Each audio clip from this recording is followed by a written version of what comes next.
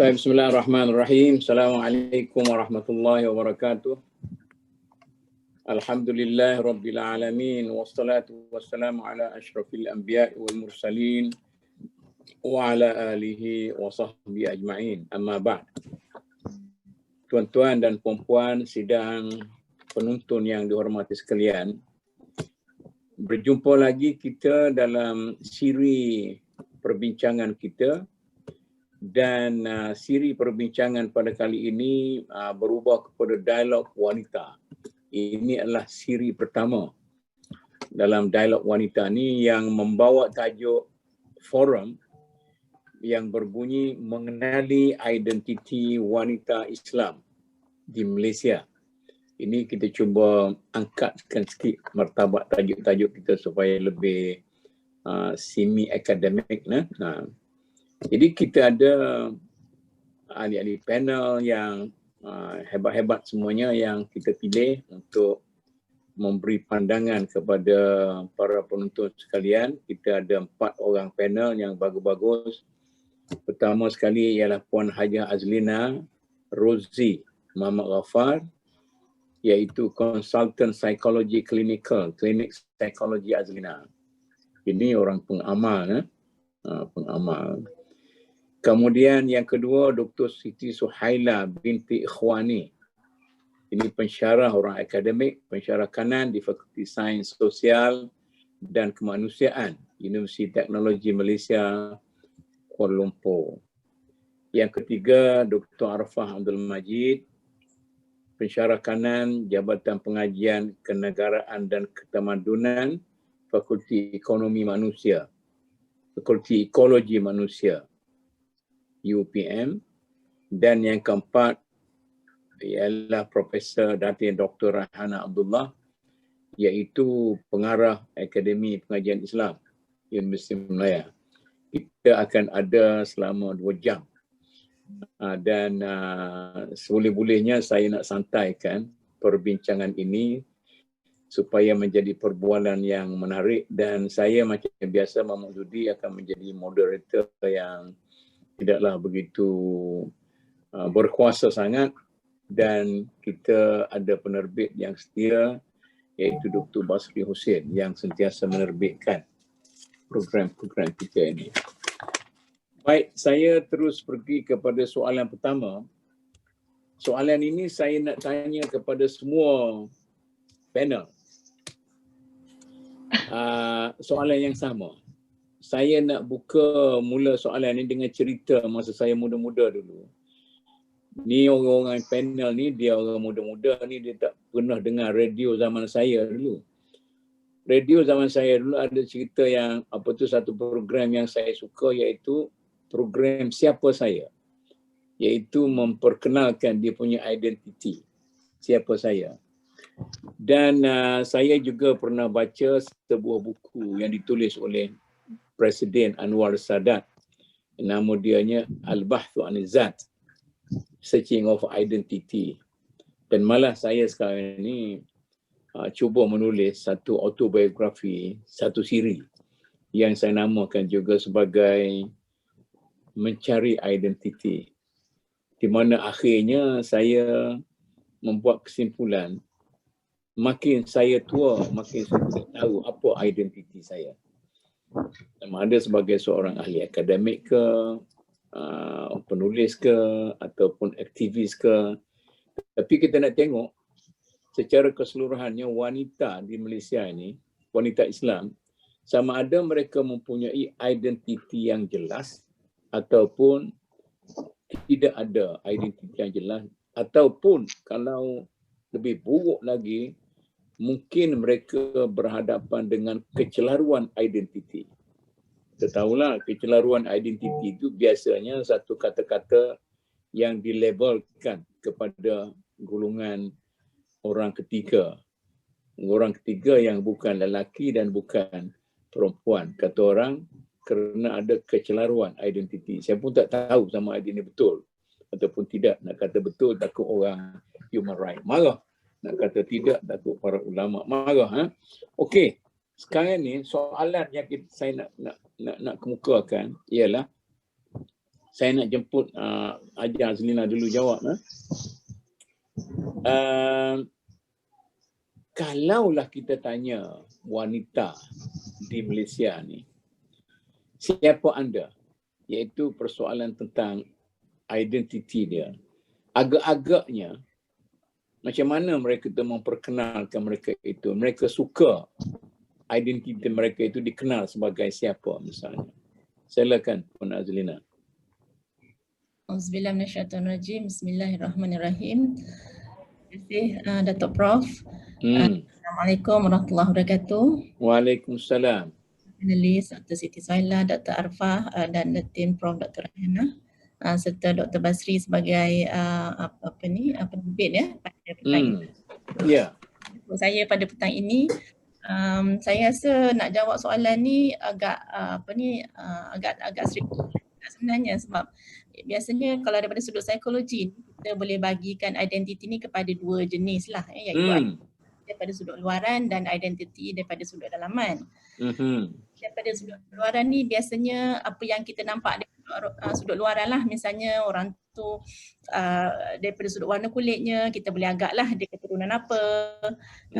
Tengok dia bagi salam kat kita dan kita pun tahu juga agamanya agama apa misalnya kan. Dan kalau macam tu mungkin lebih dikenali dengan pemakaian dia daripada sudut menutup aurat, sama ada sempurna ataupun tak sempurna tak apalah, tapi maknanya mungkin sekurang-kurangnya dia mengenakan ataupun menutup sebahagian besar daripada tubuhnya. Mungkin ke ataupun sekurang-kurangnya pakai pakaian yang sopan ya. Dari situ identiti luaran tu kalau macam kita tanya direct, dan kalau macam dia sendiri tahu dia seorang Melayu ke misalnya, memang dia akan jawab lah saya orang Melayu. Dia daripada keturunan yang ada mix lah. Hanya India, maknya Melayu, mungkin dia kata bapak saya India, mak saya Melayu. Kan? Itu soalan jawapan spontan yang saya kira biasanya orang akan berikan apabila ditanyakan soalan tersebut lah. Tapi kalau kita kalau kita orang kata tu tengok secara lebih dekat lagi ke dan sebagainya, kita akan lihat pula daripada sudut dalaman.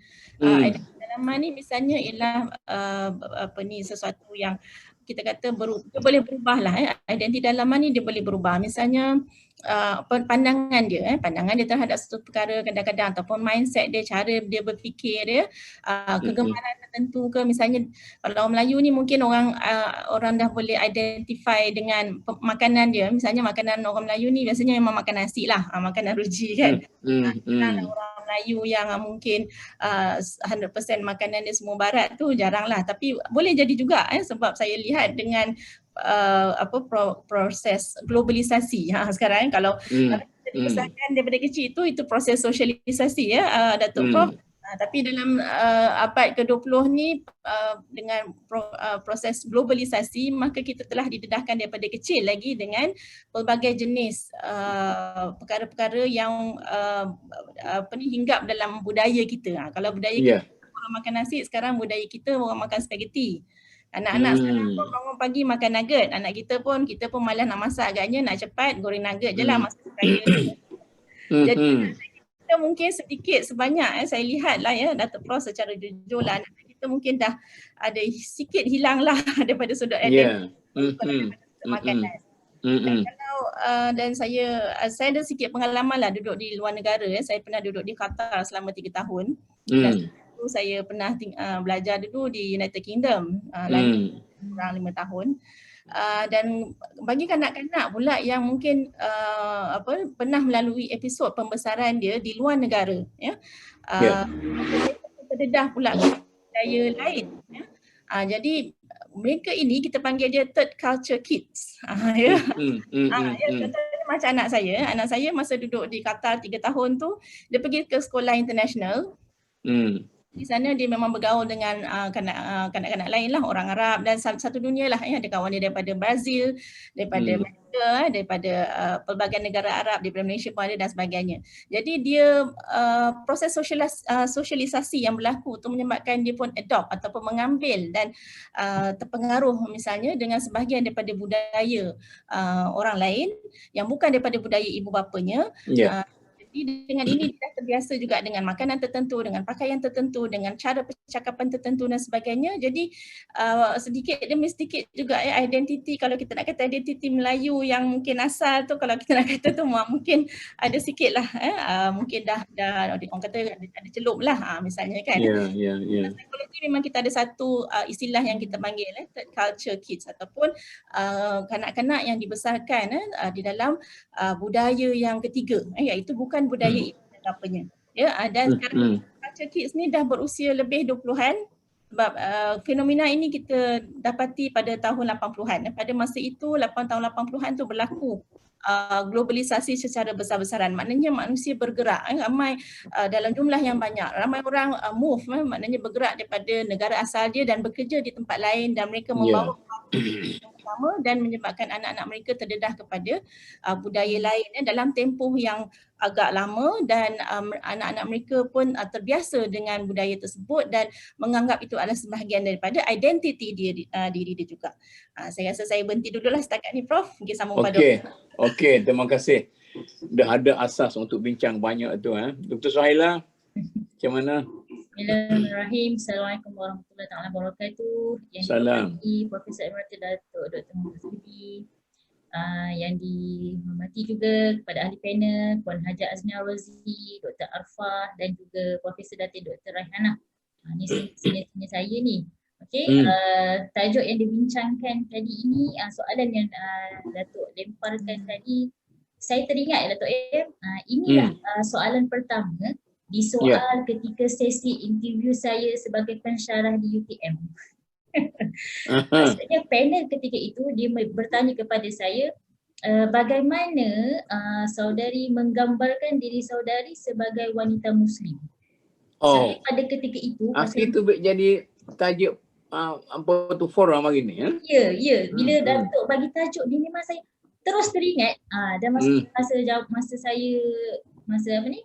saya di interview tu, saya pun jawablah saya akan, maksudnya dia kata kalau pergi keluar negara, bagaimana anda saudari memperkenalkan diri saudari sebagai seorang wanita Muslim. Maksudnya soalan dia gitu.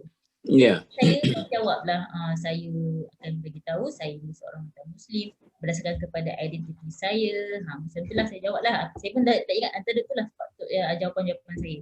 Okey, jadi kalau berbicara tentang identiti wanita Muslim, bila bertanyakan tentang identiti wanita Muslim ni, kalau kita tanya who am I, siapakah saya, sebenarnya dia melibatkan dua komponen utama dalam komponen utama tu, yang pertama sekali tentang imej diri dan kedua tentang harga diri.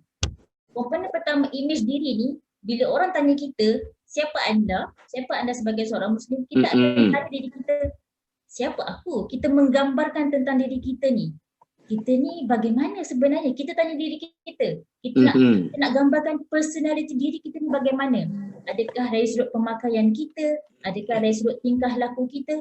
Sebenarnya imej diri ini dibentuk supaya kita ni, maksudnya apa yang orang akan tengok pada diri aku. Maksudnya macam saya nak bentuk diri saya, imej diri saya ni, nanti orang tengok aku macam mana kalau aku pakai macam ni. Contoh Jadi kita memilih membentuk imej identiti diri kita berdasarkan dengan apa yang kita fikirkan orang fikir diri kita nanti. Orang akan anggap kita bagaimana. Itu kita kata kita menggambarkan diri kita. Kalau contohnya saya keluar tanpa memakai tudung, apa orang fikir nanti?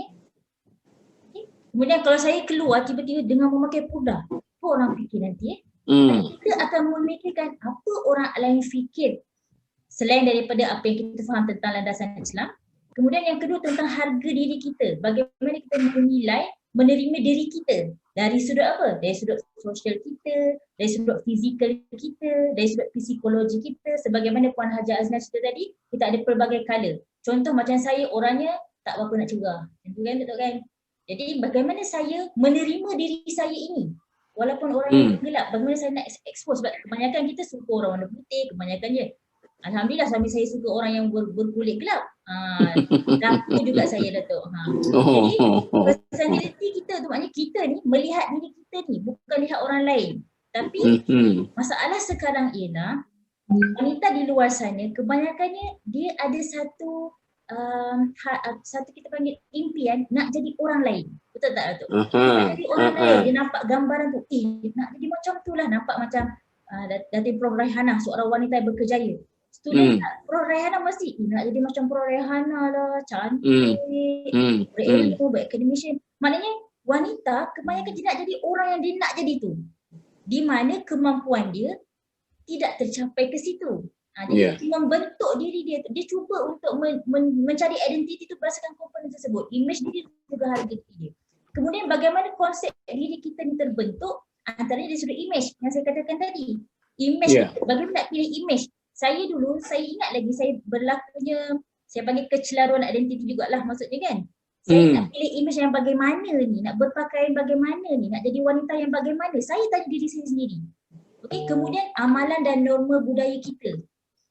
Kebanyakan image ini terbentuk disebabkan amalan kita. Contoh macam Puan Haji Hasina kata makanan, contoh dia bagi cerita tadi kan. Dia tak kisah sama ada wanita Melayu Muslim ke, Cina Muslim ke, India Muslim ke, dia dibentuk berdasarkan kepada budaya dan amalan hidup dia. Dan juga individu yang paling rapat di sekitar dia. Kebanyakan kalau kita tengok Datuk, saya tengok kawan-kawan Datuk. Kebanyakan macam Datuk kan, macam saya, kalau tengok kawan-kawan saya, kebanyakan macam saya. Tapi kalau kita tengok wanita-wanita yang lain, kita tengok kebanyakan mereka berkawan dengan, kalau kita tengok pakaian mereka, image mereka, kawan-kawan dia pun sama juga. Image yang sama. Tak jarang lah kalau tiba-tiba tengok geng-geng yang berjubah, tiba-tiba seorang pakai macam hippies. Jarang lah Datuk. Ya. Jadi tiba kalau Datuk duduk dengan kawan-kawan Datuk, tiba seorang kawan Datuk pakai tie, pakai rantai yang hippies Datuk. Oh mustahil kan Datuk kan. Macam tu juga macam kita peranan. Dia masuk poket, masuk tangan dalam poket seluar dia lah. Betul. Tapi kalau kita ini nak mencari identiti Muslim yang sebenar tu, kita kena ada jati diri. Contoh paling mudah lah macam Puan Haja Azlina dulu bila kata duduk kat UK kan. Kalau jati diri kita sebagai seorang Muslim tak kuat, kita mesti akan cepat terpengaruh dengan budaya keberatan. Betul tak Datuk? Sebab itu kita perlu ada jati diri yang kuat dalam membentuk identiti kita. Sebab itu persekitaran sosial kita sangat penting Datuk. Tapi ada juga orang yang persekitaran dia semuanya, kita bagi contoh lah, tidak bertudung. Maknanya semua sosial, tapi tiba-tiba dia ni bertudung. Ada juga bertudung, dia jaga adab dia jaga sahsiah dia. Tapi family dia semua macam marak ke, terlibat dengan dadah ke. Tapi ada, tapi jarang lah Datuk, jarang. Biasanya persekitaran sosial membentuk identiti seseorang wanita Muslim itu. Saja Datuk. Okey, bagus. Ada banyak-banyak yang kita boleh kembangkan ni Dr. Arafah? Sambung lagi. Okey, terima kasih Prof Datuk. Bismillahirrahmanirrahim. Assalamualaikum warahmatullahi wabarakatuh. Selamat petang, salam sejahtera kepada semua ahli panel dan juga kepada semua penonton pada hari inilah. Pertama sekali saya nak ucapkan terima kasih pada Prof Datuk atas kesudian untuk menjemput saya sebagai ahli panel pada hari ini dan berada sebaris dengan panel-panel yang hebat-hebat pada hari inilah, Prof Datin Raihana, Puan Haja Azlina dan juga Dr. Siti Ismaila. Okay, untuk menjawab soalan Datuk tadi tentang persoalan siapa saya, ataupun kalau ada orang lain bertanya siapa dah. Jadi bagaimana kita ingin menjawab persoalan itu?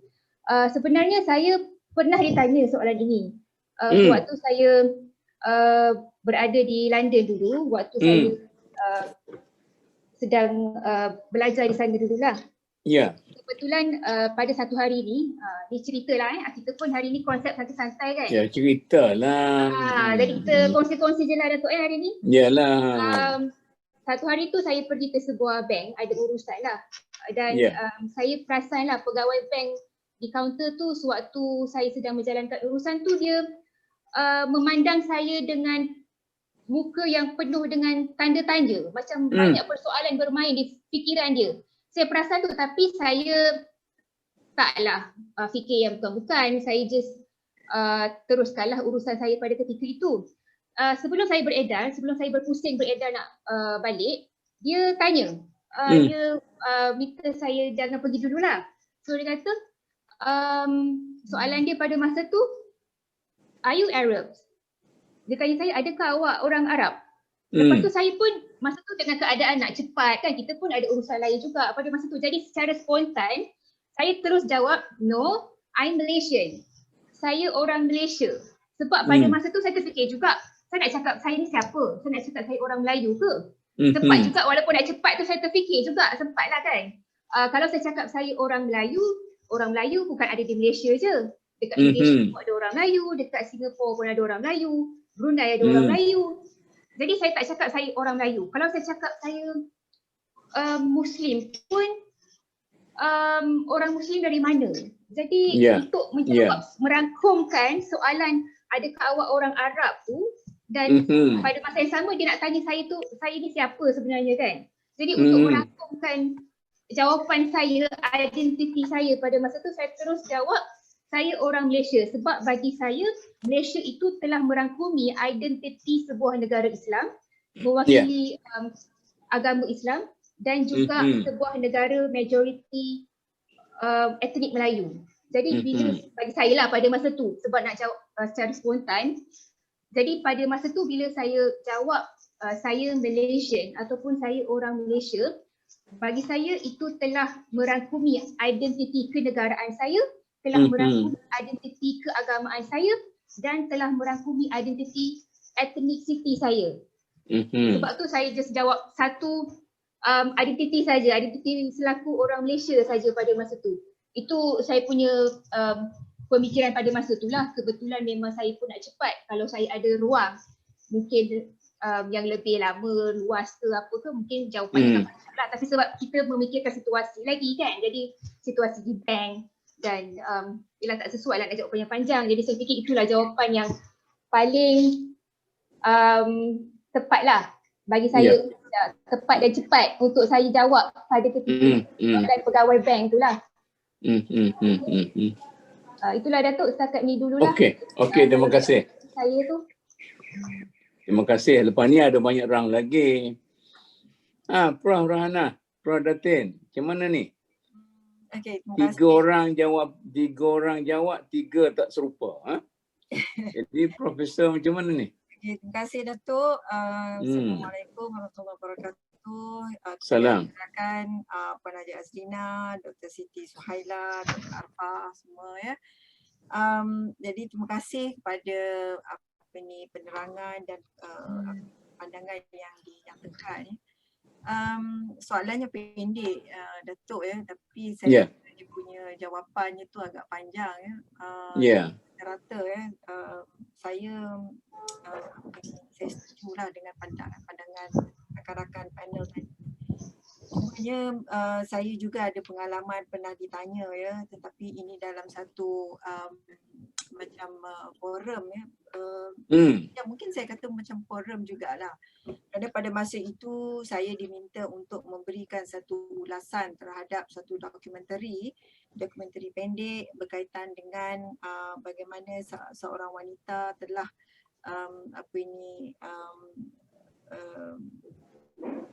bukan telah ya, tetapi dia mungkin kita kata sebagai pemimpin dalam satu pesantren di Indonesia lah. Jadi boleh besar sikit volume tu, tak berapa kuat suara. Kuat Ya.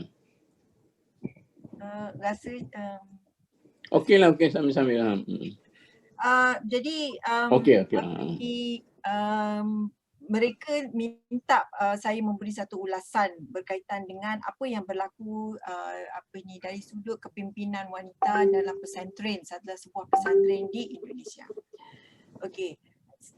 Jadi saya memberilah beberapa ulasan-ulasan dari perspektif feminis, dari perspektif Islam itu sendiri, dari macam-macam lagi lah pandangan saya. Sehingga ada seorang, ini di Universiti Melaya tetapi bukan di Akademi Pengajian Islam lah, salah satu Jadi sehingga salah seorang daripada audiens yang hadir ditanya, saya nak tanya Prof Rehana ditanya Prof Rehana lebih selesa dipanggil sebagai Profesor Rehana atau Ustazah Rehana atau sebagai seorang feminis dalam sebagai feminis lah. So jadi saya jawab, saya kata boleh panggil saya semua. Saya akan menyaut. Kerana kalau tanya seseorang panggil sama ada student saya ke atau rakan kenalan saya ke, panggil Ustazah Rehana, saya akan nyaut ya, kerana itu adalah training saya. Dalam bidang pengajian Islam, bila kita selesai pengajian Islam, orang akan panggil Ustazah lah. Kemudian bila mereka kata, bila saya kata panggil saya profesor pun sudah tentu saya akan menyaut. Kerana itu adalah kerjaya saya setakat sehingga itulah ya, saya sebagai seorang profesor. Dan kalau saya tak nyaut, maka saya tak mengiktiraf lah apa yang telah diberi pengiktirafan oleh pihak universiti. Kemudian kalau mereka kata saya ini feminis, jadi saya kata saya sama ada is a Muslim feminist atau Islamic feminist. Kerana perkataan feminis itu ada seringnya ada negative connotation terhadap perkara itulah. Biasanya diasosiatkan dengan elemen-elemen barat lah, western feminist. Tetapi saya sebut di dalam forum tu, saya kata ulasan saya semua adalah berdasarkan kepada apa yang Islam bawa, diskusi di dalam Islam berdasarkan Quran dan hadis. Saya sebut itu. Baik. Jadi mungkin saya nak tambah di sini bila sebut identiti ini juga, orang akan melihat bagaimana pemikiran seseorang. Right. So, jadi orang akan tengok Prof Datuk Emeritus Mahfuzudi ni dikatakan apa identiti, macam mana pemikiran dia. Itu memang sesuatu yang saya rasa sangat penting dan merupakan identiti kita. Kita bawa kita bawa ke mana-mana pemikiran kita. Sama ada pemikiran kita itu dia akan berubah berdasarkan kepada pengalaman, berdasarkan kepada pengetahuan, pembacaan dan sebagainya lah. So jadi dia bukan berubah besar, tetapi mungkin kita kata dulu tu mungkin pembacaan saya terhad, tapi pengalaman semakin banyak, pergaulan semakin rancak dan sebagainya, kita membawa satu perspektif yang mungkin berbeza. So jadi saya nak tambah daripada apa yang rakan-rakan panel sebut tadi. Pemikiran itu sendiri pun sebenarnya kita boleh bawa, gendong lah kita kata kan. Kalau sebut je nama Datuk Mahfuzudi, kita boleh dah tahu dah pemikiran dia tu macam mana. Pemikiran dia itu sangat kuat selain daripada diri kita, image kita, image yang mungkin dia dah ada image dia begini, mungkin dia cara makan dia dan sebagainya yang disebut oleh panel. Tetapi macam saya kata, pemikiran itu sendirilah, ini semua adalah boleh berlaku macam sebagaimana yang saya sebut tu, disebabkan oleh beberapa faktor. Selain daripada macam faktor kita kata image ataupun luar dan dalam itu, saya sebagaimana tadi salah seorang speaker panel sebut kan, mungkin ada orang kata nak jadi seperti Prof Rehana. Saya dalam student saya bila saya terlibat dalam OIC kan, balik saya suka bercerita dengan mereka untuk memberikan semangat. Jadi antara yang saya selalu sebut adalah bila dia kata wah satu hari nanti kami nak jadi macam Prof. Saya kata jangan jadi macam saya. Jangan jadi macam saya. Saya jadi macam ini kerana hasil daripada didikan, pengalaman daripada salah seorangnya seperti Prof. Seperti Prof Datuk lah. Jadilah saya begini, identiti saya begini. Tetapi kamu adalah lahir di tapak tangan saya yang begini, maka mestilah membina satu identiti yang lebih daripada saya. Itu yang saya cuba inverted comma cipta mereka ini. Saya jadi mengenali, maksudnya dari semua aspek, tanpa kita mengabaikan asal usul kita. Kerana sebagaimana tadi panel pertama sebut ya, tahun 80-an, kemudian sekarang ini kita dah moving sana sini, kita cuma jangan hilang identiti utama saja. Asal usul masih ada, kemudian kalau bercakap bahasa tu masih ada, tidaklah kata selanga, apa tu, bila kata bahasa Melayu tu kita tak adalah berbunyi apa ni, saya nak pergi, yelah macam mana lah Datuk kan, tapi Yalah. kita masih ada apa ni, asal usul kita. Tak kisahlah asal usul kita itu dah orang selalu kata darah semakin cair asal usul tu kan. Tak lagi kata Melayu sangat, tapi maksudnya kita jangan lupa ada asal usul kita, apa ni, Kesultanan Melayu Melaka ke sebagai contoh. Tapi maksudnya bila berubah begini, bukan kita berubah, kita hilangkan semua perkara-perkara yang kita kata yang apa ni, macam yang kita sebut tadi lah. Tetapi untuk menunjukkan bahawasanya kita ni adaptable, flexible, dan apa ni, dan itu merupakan sesuatu ciri-ciri dalam abad 21 ini.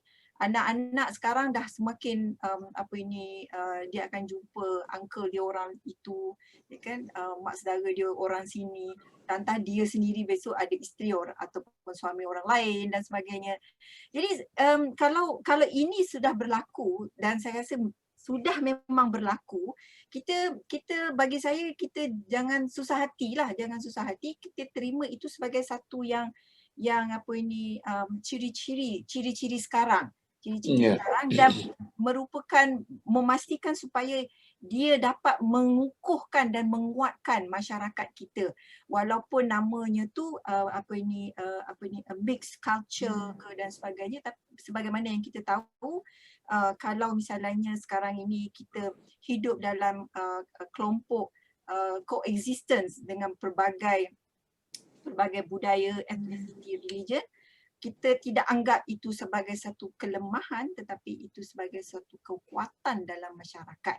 Maksudnya sama-sama saling bantu-membantu. So jadi kalau nak jawab soalan Datuk itu, siapa saya boleh dipanggil, saya akan menyaut apa saja yang mereka panggil sesuai dengan diri saya, tetapi untuk kerjaya saya, apa ini, panggillah saya sebagai profesor. Itu je. Itu jawapan saya. Ya. Okey, terima kasih. Saya rasa seolah-olah 4 panel ni semacam sudah berpakat untuk melihat dari perspektif yang berbeza. Ada yang melihat identiti itu lebih bersifat personal, tapi tidak menolak kemungkinan ia terhakis oleh asas-asas yang lain. Ada melihat personality itu perlu berasaskan kepada sifat-sifat asas, misalnya idealism sebagai seorang Muslim. Ada yang melihat ia menjiwai budaya lokal, ada yang melihat dari segi global dan sebagainya. Ini semuanya ini rempah ratus dalam membina sesuatu personality. Tetapi persoalannya sekarang ni, saya nak buka, siapa dia nak jawab lah. Saya nak buka, adakah orang wanita Muslim di Malaysia sekarang ni betul-betul faham tentang personality mereka itu, ataupun mereka tidak mempunyai pandangan yang jelas tentang personality, mengalami kecelaruan personality, atau mengambil apa saja, menolak apa saja dan sebagainya. Tidak ada satu identiti yang jelas. Macam mana ni?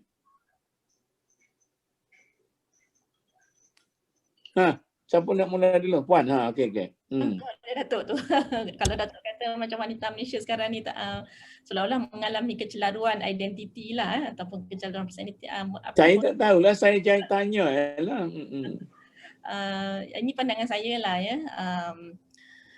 Saya melihat disebabkan oleh peredaran zaman lah, peredaran zaman yang berlaku, dan juga dengan internet yang kita tak lihat faktor internet ni, sebab berlaku ledakan informasi ataupun ledakan maklumat, ledakan daripada sudut ilmu, ledakan daripada sudut perkongsian dan sebagainya, maka memang kita lihat sedikit demi sedikit lah mungkin identiti itu telah sedikit demi sedikit lebur, dan kita ataupun saya lihat di kalangan orang muda lah terutamanya memang lebih selesa menganggap diri mereka sebagai warga dunia. Warga dunia. Warga dunia dan tidak berapa dia masih lagi dia tak mengaku dia masih lagi mengaku dia Malaysia, misalnya orang Melayu, orang Islam daripada misalnya, tetapi daripada sudut memberikan pandangan dan sebagainya, mereka lebih suka diidentifikasikan sebagai warga dunia yang menerima banyak pandangan-pandangan yang berbeza dan semakin toleran.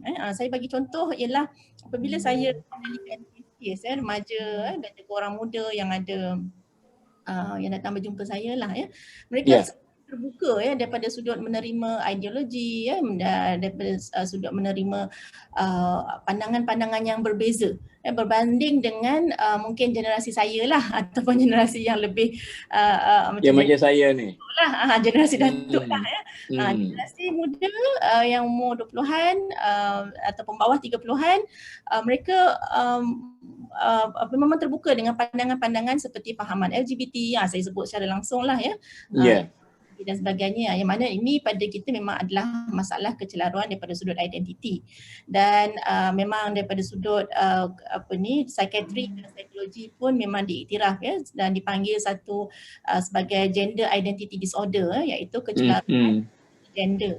Jadi mereka yang ada masalah dengan kecelaruan identiti gender ini memang mengalami krisis lah daripada pelbagai sudut daripada sudut budaya.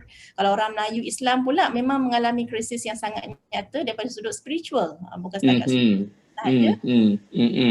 Sudut spiritual sebab daripada kecil dia telah diajar mengaji, pakai baju sebagainya, bila dia dah dewasa dia rasa yang dia terperangkap dalam badan seorang wanita tapi dalam badan seorang lelaki sedangkan jiwanya jiwa wanita kan? Memang mengalami kecelaruan ini memang betul lah kecelaruan identiti gender kan dan daripada sudut remaja lah yang tadi saya sebut tadi.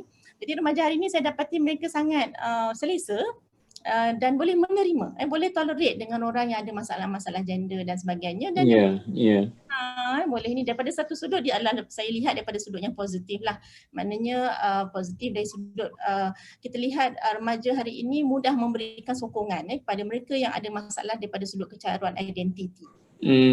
Mereka yang ada masalah kecelaruan identiti, kalau dia bertemu dengan sahabat-sahabat yang ni, ada orang yang akan mendengar masalah dia dan boleh memberikan sokongan dan membantu untuk membuat perubahan, perubahan-perubahan yang positif lah yang masih lagi dipaksikan kepada agama.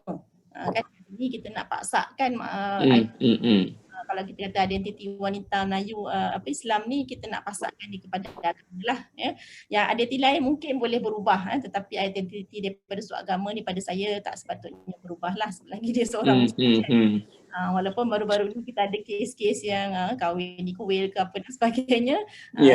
Secara umumnya kita harapkan maknanya wanita Islam Malaysia masih lagi memasakkan identiti diri dia tu kepada Islam. Jadi walaupun sudut pemikiran, daripada sudut pandangan, daripada sudut pendapat misalnya mereka sudah boleh menerima dan meraihkan pandangan-pandangan yang berbeza dan melihat itu satu bentuk mungkin percambahan daripada sudut pemikiran, daripada sudut ilmu dan sebagainya, tapi pada masa yang sama menghormati juga hak individu dan hak-hak mungkin setempat, hak-hak budaya. Pada yang masa yang sama mereka tidak sepatutnya menolaklah apa yang telah orang kata tu prescribed by the religion. Kalau saya buat counselling ke misalnya dengan remaja yang ada masalah-masalah sebegini, kita akan bincangkan dan kita terbuka membincangkan perkara-perkara sebegini dan kita tidak menghukum ataupun menghakimi mereka, tapi kita memberikan mereka penjelasan dan sebagainya dan membiarkan ataupun memberikan ruang untuk mereka membuat perubahan pada diri sendiri. Ni bila Puan Hajah kata benda macam tu, ada orang berpendapat kalau sudah ada pertentangan antara nilai-nilai lokal dengan nilai-nilai global, dia mencadangkan supaya ada satu satu jalan tengah, iaitu global. Ini global. Macam mana ni idea global ni? Jadi macam kita katalah pemakanan sekarang ni. Orang makan semua, makan Korea, makan Jepun, makan apa semua sekali. Cuma kelemahan orang Melayu, saya katakan, kalau tidakkah boleh kita jadikan nasi dagang itu sebagai sushi. Kita makan saja. Kita produce tidak. Kemudian jawab ni, bagaimana kita nak kompromi antara global, antara personal, antara lokal, antara idealism dan antara kelainan generasi. Macam mana nak selesaikan?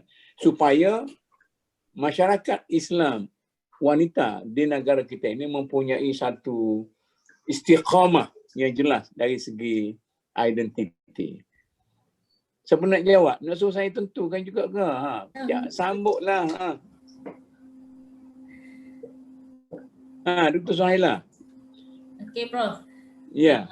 Datuk, berkaitan tentang isu global. Sebelum kita masuk kepada isu global tu Datuk ya, saya pergi kembali tentang kecelaruan identiti itulah yang Datuk maksudkan. Saya nak bagi contoh pengalaman. Pengalaman saya ketika belajar dulu, saya lihat, mungkin saya tak pastilah tapi saya lihatlah. Contoh paling mudah sekali ialah pemakaian tudung. Okey. Pemakaian tudung. Pemakaian tudung. Simple je contoh saya bagi. Masa saya belajar dulu, masa awal-awal dulu, biasalah kita wanita Melayu ni tudungnya macam inilah kan. Tapi tiba-tiba dia macam ada satu ledakan fashion bila saya tengok kebanyakan pelajar-pelajar di universiti saya mula memakai tudung style orang Arab yang pusing-pusing tu Datuk. Turban ke apa kan, dan mereka semua memakai jubah hitam betul-betul macam orang Arab. Dan itu saya lihat bahawa masyarakat Melayu ni kebanyakannya kita panggil mereka ni suka mengikut. Datuk, suka mengikut apa yang dia rasa menarik dengan tanpa mengambil kira identiti diri dia yang sedia ada. Contohnya baju kurung tu dah jarang pakai dah. Maksudnya dah jarang pakai sebab masing-masing dah follow, sebab dia rasa pelajar-pelajar Arab tu style dia lebih anggun, lebih cantik macam tu kan. Jadi dekat situ masyarakat Melayu ni kebanyakan dia suka mengikut lah. Macam mana yang Datuk kata, kita kata makanan-makanan contoh paling mudah kita tengok masyarakat Melayu ni suka mencuba. Okey, kita dah ada nasi lemak kita, tapi kita orang Melayu ni kita bantai semua. Macam Datuk kata, macam mana nak jadikan sushi ke, maknanya nasi dagang tu Datuk kan, nak jadikan sushi ke. Kenapa tak terfikir benda ni? Mungkin Datuk yang terfikir, tapi orang yang produce produk makanan tu dia tak terfikir mungkin benda tu. Okey, sebab kita ni hanya nampak kepada itulah dia lumrah Melayu ni kebanyakannya lah, bukan semua, suka mengikut. Dia tidak melihat yang kita sendiri masyarakat Melayu punya budaya, identiti. Saya contoh misalnya kan. Kata kalau saya makan sushi dengan saya makan nasi dagang, maka saya rasa sedap nasi dagang. Tapi oleh kerana kita nak globalkan, maka kita makan sushi. Mengapa kita tidak globalkan nasi dagang kita supaya jadi sushi? Itu sebaliknya itu. Kita tak mengglobalkan nasi dagang tu sebab kita sendiri tak terbayang benda tu. Tapi Datuk tu terbayang benda tu kan. Ni orang yang mengusahakan tu dia tak bayang apa saya balik Kelantan, saya suruh keluarga saya buat. Dia tak nak. Semua tak nak. Ayam percik, ayam burger, ayam percik tak ada orang nak buat. Maksudnya tiada kita panggil inisiatif ataupun usaha untuk mengkomersialiskan makanan kita sendiri Datuk. Ya. Jadi itu semua kita nak bergantung kepada siapa untuk mengusahakan perkara tersebut? Orang perempuan lah. Wanita-wanita Islam di Malaysia. Itu satu cadangan yang baguslah kalau kita nak promosikan perkara begitu. Tapi macam saya Datuk, saya tak terbayang benda tu Datuk. Sebab saya bukan tidak pandai dari sudut apa nasi dagang tu nasi dagang ke nasi kerabu ke ayam percik itu untuk kita komersialise kan. Tapi mungkin ada dalam kalangan wanita Muslim kita, sebab kalau kita pergi ke Kelantan, siapa yang penuh dekat pasar besar Khadijah tu? Wanita kan Datuk kan. Dan ini yang perlu kita dekati supaya boleh berkembang ataupun kita bagi idea. Kita ni bisnes boleh bagi idea. Macam Datuk lah bagi idea. Tapi siapa yang usahakan tu? Kalau kita balik semula kepada identiti Datuk, tengok kepada identiti pula, saya melihat, saya lihat kepada pelajar saya lah contohnya kan, kebanyakan mereka ni ketandusan role model sebenar Datuk. Role model sebenar mereka untuk membentuk image. Contoh paling mudah Datuk bila pergi kelas Datuk, saya tengok pelajar saya lagi cantik dari saya. Make upnya seinci, ada yang 2-3 inci. Kita boleh tengok kalau pensyarah tu, boleh kata pensyarah selekeh lah image-nya nak dibandingkan dengan pelajar kita. Dan ada pelajar saya yang tanya saya, yang sahabat saya lah beritahu, pelajarnya tanya, Ustazah, salah ke kita orang nak cantik-cantik Ustazah? Salah ke kita orang nak make-up ni Ustazah? Kalau macam kita tanya, bila kita tanya contoh wanita terbaik, kita akan bagi tahu, kita ikutlah Sayyidatina Aisyah sebagai seorang wanita yang bijak, seorang guru, seorang pendidik. Kita ikutlah Sayyidatina Fatimah sebagai suri rumah tangga yang berjaya. Kita ikutlah Rabi'atul Adawiyah yang menyerahkan diri kepada Allah. Tapi remaja atau pelajar-pelajar kita dia tak nampak.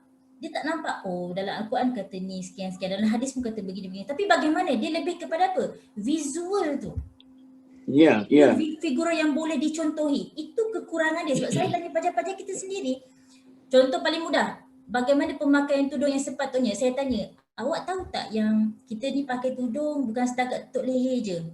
Ya ke Ustazah? Bukan tutup rambut je ke? Itu benda simple Datuk kita tanya. Dia tak tahu pun yang dada tu pun perlu ditutup. Itu paling simple. Okey. Nanti saya nak berubah kepada Dr. Arfan. Okey, sama-sama. Dr. Suhaila kata, mesti kita balik kepada kita punya, dia mempertahankan idealism gitu. Tetapi idealism itu gagal divisualkan supaya orang dapat melihat. Betul. Jadi kegagalan kita merealisasikan idealism kita tu dalam dunia nyata. Macam mana Dr. Arafah? Okey, macam ni lah Prof. Datuk.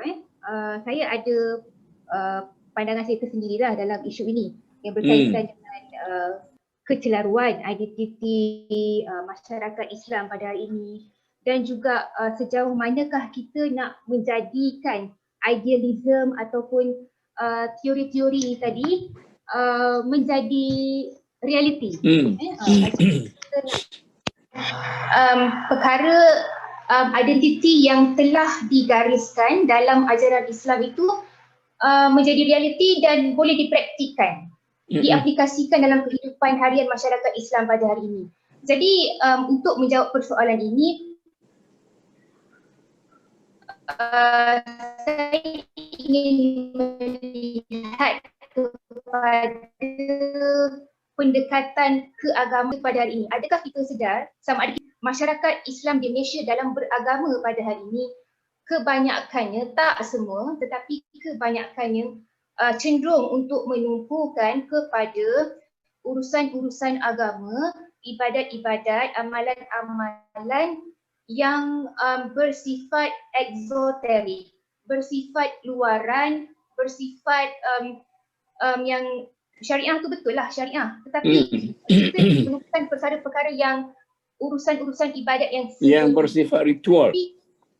Yang bersifat ritual, yang bersifat luaran, yang boleh dilihat dengan mata kasar. Tetapi kita kurang memberi penumpuan kepada aspek keagamaan yang bersifat esoterik, yang bersifat dalaman, yang bersifat spiritual, kerohanian, kejiwaan ataupun tasawuf tadi. Jadi pendek katanya, kita tumpu pada syariah, kita kurang tumpu pada tasawuf. Tasawuf dalam arti kata yang ingin saya sampaikan di sini bukanlah tarikat-tarikat sufi yang setengah golongan kita amalkan di sini pada hari ini, tetapi saya merujuk kepada tasawuf dalam bentuk penyucian diri, penyucian hati, tazkiyatun nafs, yang mana akhirnya kita mencapai matlamat Islam, iman dan ihsan tu.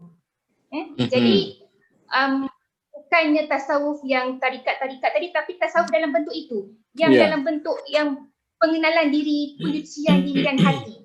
Jadi dalam nak menjawab persoalan kenapa berlakunya kecelaruan ini adalah kerana masyarakat pada hari ini melihat pada aspek luaran saja dan mereka tidak betul-betul melihat aspek dalaman. Saya ambil contoh tuntutan menutup aurat dalam kalangan masyarakat Islam. Ya. Jadi itu memang dah jelas dalam Al-Quran. Dalam surah An-Nur ayat ke-31 kalau tak silap saya, Prof. Ya. Dan juga ayat dalam surah Al-Ahzab ayat 59. Dalam surah Al-Ahzab ayat ke-59 itu bukan sahaja menerangkan, Allah bukan sahaja menerangkan kepada kita tentang tuntutan menutup aurat, tetapi secara tak langsung ayat itu seorang wanita Islam. Sebab dalam ayat itu ada dikatakan di hujungnya bahawa wanita itu perlu menutup, ni saya beri rumusan sajalah daripada ayat itu. Apa ni? Di hujungnya ada disebut bahawa cara yang demikian lebih sesuai untuk mereka dikenal sebagai perempuan yang baik-baik, sebagai perempuan yang berimanlah. Maka dengan itu mereka tidak akan diganggu. Jadi ini saya ambil potongan daripada ayat surah Al-Ahzab ayat ke-59 tadi. Jadi ini sudah jelas menunjukkan identiti seorang wanita itu harus menutup auratnya. Jadi memang dah jelas bagaimana kita nak bezakan seorang wanita beriman dengan seorang wanita yang tidak beriman. Al-Quran dan Islam memang dah jelaskan identiti ini.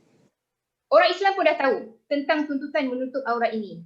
Tetapi apa yang kita lihat pada hari ini, kenapa ada orang hari ini kita lihat ramai yang berhijrah daripada tak menutup aurat dengan sempurna, pada hari ini menutup aurat dengan sempurna.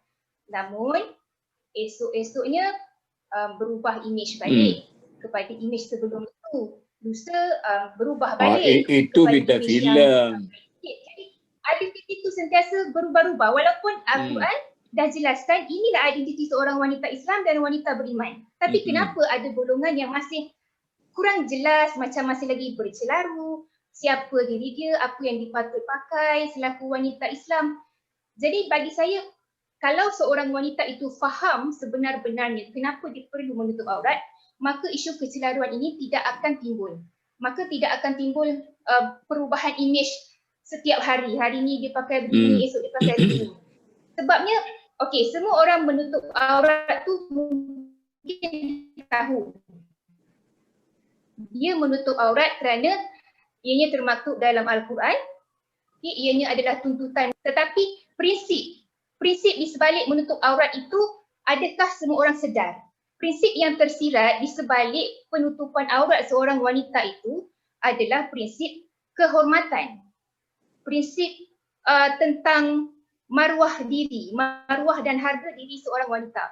Jadi apabila seorang wanita itu menutup auratnya, dia bukan sahaja menutup fizikalnya, bukan menutup anggota badannya, tetapi dia sebenarnya menutup dirinya daripada terdedah dan melakukan perkara-perkara yang berunsurkan maksiat, perkara-perkara yang bersalahan dengan nilai moral, nilai agama dan juga undang-undang. Dan dia juga menutup dirinya daripada terancam dengan anasir-anasir ataupun unsur-unsur daripada luaran juga. Jadi itu adalah prinsip menjaga kehormatan di sebalik pemakaian orang kata menutup aurat bagi seorang wanita Islam. Jika dia hanya faham penutupan aurat itu hanya luaran sahaja semata-mata secara fizikal dan dia tidak faham prinsip di sebalik penutupan aurat itu sendiri secara dalamannya, kerohaniannya, kejiwaannya, kenapa dia kena menutup aurat itu, maka bagi saya itulah yang menyebabkan identiti seorang wanita itu tidak stabil.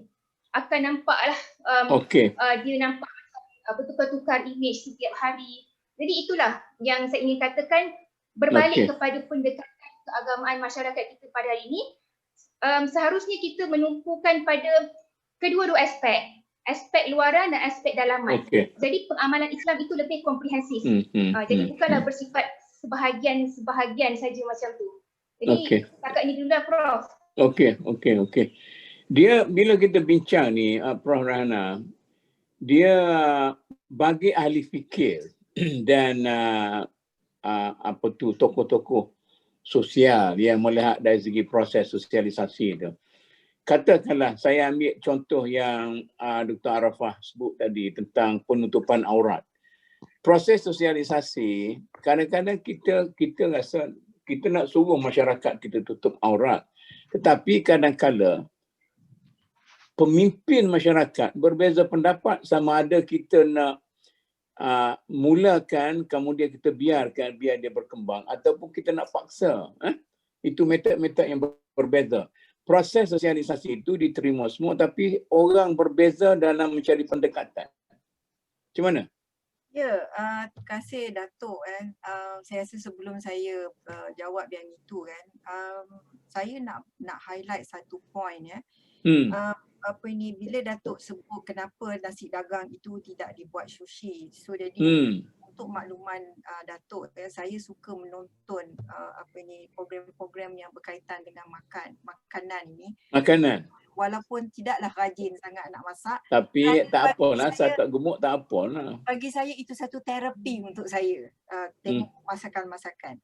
Poin sayanya adalah kenapa kita tidak mengangkat identiti Malaysia dari segi Malaysian cuisine itu.